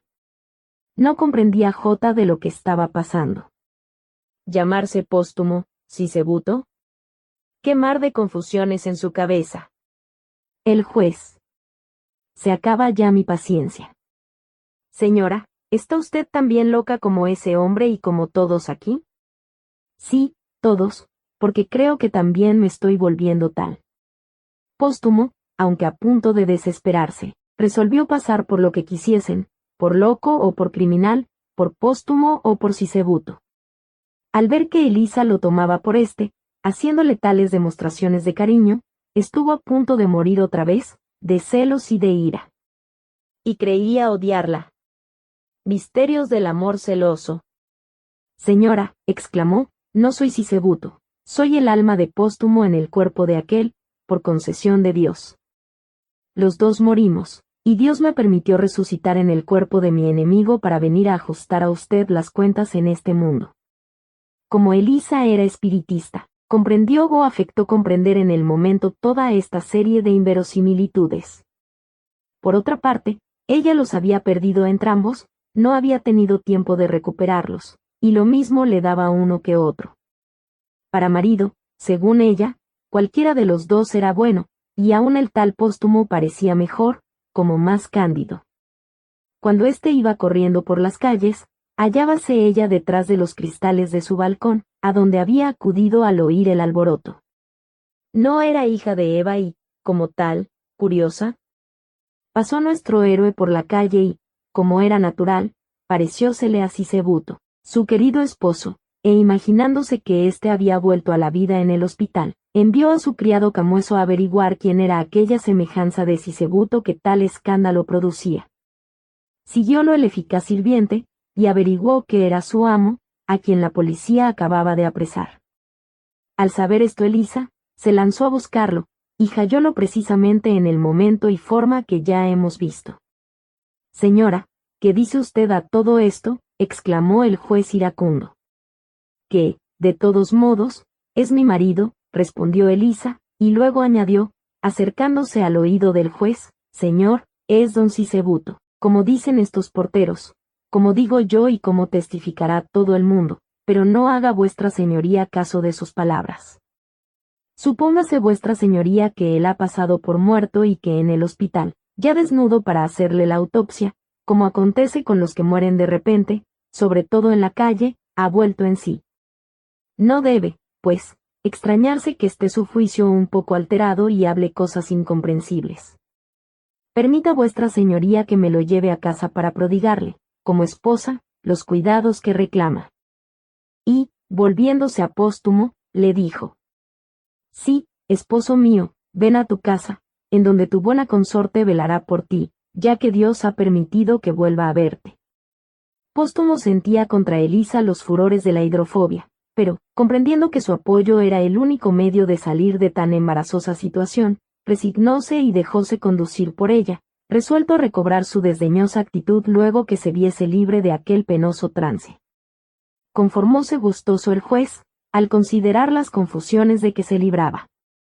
Esta ocasión era harto buena para deshacerse de un negocio que, por lo extraño, amenazaba con grave exposición su fama de entendido. Los presenciales quedaron entre sorprendidos y estupefactos. Nada comprendían.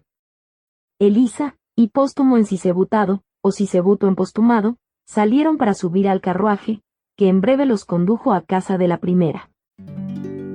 13. De cómo el cuerpo de Sisebuto no estaba conforme con la empostumación. Cuando iban en el coche los dos esposos, si así podemos llamarlos, no mostraban ambos el mismo aspecto conyugal. Elisa se deshacía en halagos, en tanto que Póstumo la rechazaba, apellidándola infiel, ingrata y pérfida, como si cada uno de estos adjetivos no bastase. En cuanto a la dama, se decía a sí misma: quién sabe si es Sisebuto, como lo parece su cuerpo, y quiere probarme haciéndose el Póstumo celoso. Si será, en efecto, Póstumo que se ha metido en el cuerpo vacío de Sisebuto para ponerme en confusiones.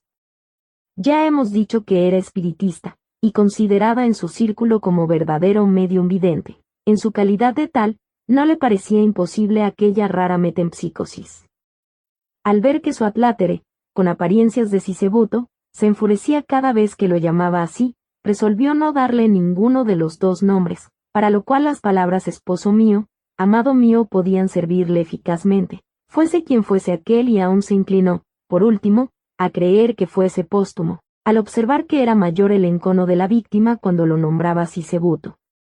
Además, de algo había de servirle su incuestionable perspicacia, y advirtió en aquel individuo tantos rasgos del carácter de Póstumo que dedujo que, si el cuerpo era o parecía de Sisebuto, el carácter estaba cortado a lo Póstumo. Diose trazas para que éste, a pesar de su furia, le contase, aunque a grandes rasgos, y en medio de 1000 apóstrofes contra ella, sus aventuras de ultratumba y su prodigiosa manera de volver al mundo en el cuerpo de Sisebuto. Y ella, en su espiritismo, hallólo todo verosímil, ratificóse en su creencia, reconoció a su primera víctima, y consagróse a aplacar, con conocimiento de causa, los postúmicos furores.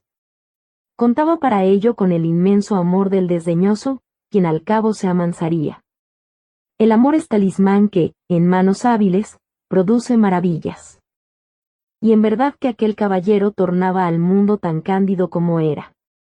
De lo contrario, no hubiese anulado de aquel modo la magnífica posición que ocupaba para vengarse de Elisa. Dejándola en la creencia de que era Sisebuto, ella hubiese sido la engañada, y él habría podido, a su tiempo, descubrirse, con verdadero chasco de la incauta. Pero optó por el apóstrofe en serio.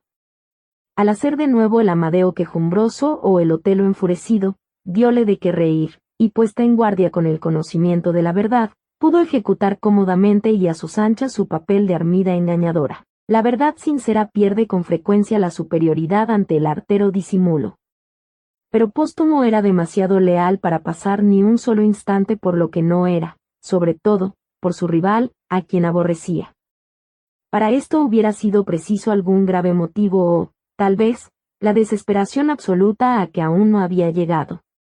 Y todavía ocurrió otro incidente curioso en este lance, y fue que en una de sus imprecaciones maldijo Póstumo a Sisebuto, y al lanzar la maldición, sintió que se le clavaban como alfileres por todo el cuerpo, haciéndole dar un vai desgarrador. ¿Qué tienes, esposo mío?, exclamó la bella dándola de asustadiza. Nada, sin duda los nervios, respondió el resucitado. Ya se ve, como no estoy acostumbrado a este cuerpo maldito, ¡ay, ay!, gritó de nuevo, no conozco sus mañas, que Dios confunda, ¡ay!, gritó otra vez. Es decir, que sentía el mismo fenómeno de alfilerazos cada vez que murmuraba del cuerpo de su rival, y llegó a comprenderlo así. Tal era otra de las contras de su resurrección en cuerpo ajeno y, sobre todo, enemigo. En esto, llegaron a la casa de Elisa o de Sisebuto, en la carrera de San Jerónimo, número que no importa, la cual era de buena apariencia. Allí puso Elisa a Póstumo en posesión de todo, como dueño que era del hogar doméstico, pero él, a pesar de aquella sumisión conyugal de su examada, le dijo: Señora, no soy esposo de usted, ni he vuelto al mundo como sustituto de un rival odiado. Así, me voy y la dejo a usted. Lo único que aceptaré será un vestido de aquel hombre a quien llamó usted su esposo, para poder lanzarme ahora mismo a la calle en busca de otro hogar menos envenenado para mí. No debo ni quiero tener nada de aquel hombre, y lo devolveré, ya que por mi desgracia, me obliga a admitirlo la desnudez absoluta en que se encuentra este maldito cuerpo. ¡Ay, ay!, gritó retorciéndose y saltando convulsivo, al sentir los pellizcos y punzadas de antes. Está visto, añadió, que habré de resignarme, y no nombrar a ese diablo de hombre ¡ay, ay!, tornó a chillar. Esposo mío, exclamó Elisa al ver que su esposo persistía en su plan de abandonarla, ¿te sigue la inquietud de los nervios? ¿Quieres flor de tilo, valeriana, agua de melisa? ¡Ay! Póstumo de mi alma, no puedo resignarme a que me dejes. Pues así tiene que ser. Adiós, señora. ¿Cómo, tan pronto? Mira que voy a desesperarme. Ya encontrarás otro infame Sisebuto, ay, ay, que te consuele. Adiós, adiós. ¿Con que no te veré jamás? Ahora que Dios te restituyó a la vida. Ah, desdichada de mí. Has vuelto al mundo para hacerme más desgraciada. Ingrato. Sí, anda, vete al baile, allí podrás aturdirte bailando, dejándote hacer el amor para consolar tus penas. Oh, para curarlas, para el olvido, nada mejor que el baile y un pretendiente. Entonces salió la madre de Elisa enfurecida. ¿Quién profiere contra mi hija tales injurias? ¿Qué veo? Sisebuto, gritó la vieja, y cayó desmayada haciendo la cruz con el índice y pulgar de entrambas manos. Elisa estaba demasiado ocupada con Póstumo, quien se aprovechaba del desmayo de la suegra para huir de aquella casa y evitar una escena suegril que le repugnaba, por lo que no pudo atender a su madre. Al ver esta que nadie le hacía caso, volvió en sí, cuando Póstumo, sin aguardar los vestidos, y envuelto en su capa, se deslizaba por la escalera, lanzándose a la calle en pos de un almacén de ropa hecha. Vestirse era lo principal. ¿Cómo presentarse en traje de Adán en ninguna parte? En cuanto a Elisa, volvióse a su madre, desesperada y reconviniéndole de este modo. Usted tiene la culpa, mamá, no le dije que era demasiado pronto el día de su muerte para ir al baile, sobre todo, cuando no estaba enterrado aún. ¿Qué dices? Me vio en las máscaras del Teatro Real. ¿Quién? Póstumo. ¿Cómo Póstumo? Póstumo que acaba de resucitar en el cuerpo de Sisebuto. Imposible. No, señora. Todo lo puede Dios. Eso no se ha visto nunca. No lo han visto los ciegos. ¿Yo ciega? A pesar de la edad, mis ojos ven lo que pocas. Pero no es usted medium vidente. Para ellos no hay nada oculto, y perciben estas cosas singulares que a los demás parecen imposibles. Pero es póstumo. Su carácter lo está diciendo. Yo juraría que es Sisebuto. Error, puro error. ¿Cómo? Pura apariencia. Y en fin. Me vio en el baile del Teatro Real, como usted también pudo verlo, pero se empeñó usted en que había de casarme con Sisebuto inmediatamente. ¿Y quién había de imaginar que resucitaría y, sobre todo, en el cuerpo del otro? Quería yo que tuvieses Montepío y no era cosa de dejar que el novio se muriese sin ser marido, como aconteció con Póstumo, ya que había en Cántaro un Sisebuto que atrapaba, por muerte de aquel, los 30.000 reales, tanto valía uno como otro, el sueldo y categoría eran los mismos. No parecía justo dejar que la muerte se lo llevase por casualidad también sin ser marido. Ya, en siéndolo, era otra cosa. Fue, pues, cariño maternal y nada más. Con el primero nada te quedó, el segundo te ha dejado una pensión que mañana mismo voy a reclamar. No había muchos póstumos ni Sisebutos en el mundo, y si éste también se moría antes de la boda. ¿Cree usted que no hay muchos póstumos y Sisebutos en el mundo? Pues a una mujer que sabe pescar con 2 anzuelos, como yo, no es fácil dejarla para tía. Pero tanta precipitación me ha traído este disgusto. Di lo que quieras, con mi experiencia te voy sacando adelante. Muy bien me saca usted adelante. Ya usted ve, si Póstumo no cede, voy a quedarme viuda y casada a un tiempo. Todo el mundo lo tendrá por mi marido que murió de mentirijillas. ¿Querrán creer que un Sisebuto sea un Póstumo en el cuerpo de aquel? ¿No dices que hay tantos videntes para quienes tales cosas son naturalísimas? Por desgracia, muy pocos. Ahora, no solo me quedo sin marido, sino que, vivo me quedo sin pensión. Ya arreglaremos eso. ¿Pues qué? ¿No hay más que quitarle a una viuda sus derechos adquiridos? Sostendremos que Sisebuto murió y, puesto que mismo dice que no es tu esposo, seguirás siendo viuda. ¿Y si por hacerme mal, afirma que es el verdadero Sisebuto mi esposo? Se muestra tan ansioso de vengarse. Él es un gaznápiro, un candidote, y no se le ocurrirá semejante cosa. ¿Y si le ocurriere? Sostendremos que está muerto o que es impostor. ¿Y si no podemos probarlo? Entonces, puesto que afirma que es Sisebuto, tiene que ser tu marido, como consta ante la iglesia, exigiremos que te pase los alimentos, y tu Montepío está asegurado. Él no puede rechazarte ni probarte falta alguna. Pero, mientras tanto, viviré sin marido, muerta de tristeza en un rincón. ¿Y yo, cómo vivo? Pero usted ya no es joven, mamá. ¿Cómo podré vivir con la tercera parte del sueldo, o con la mitad, cuando me formaba la ilusión de que volvería a tener marido y sueldo entero? En fin, es preciso conformarse. Por lo pronto, has debido hacer que el criado lo siguiese, para saber a dónde va a parar y qué pasos da. Voy a hacerlo, mamá, tiene usted razón.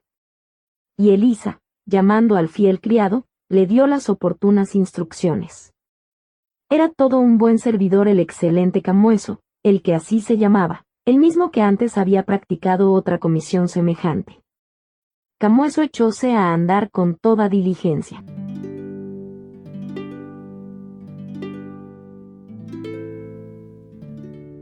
Continuará.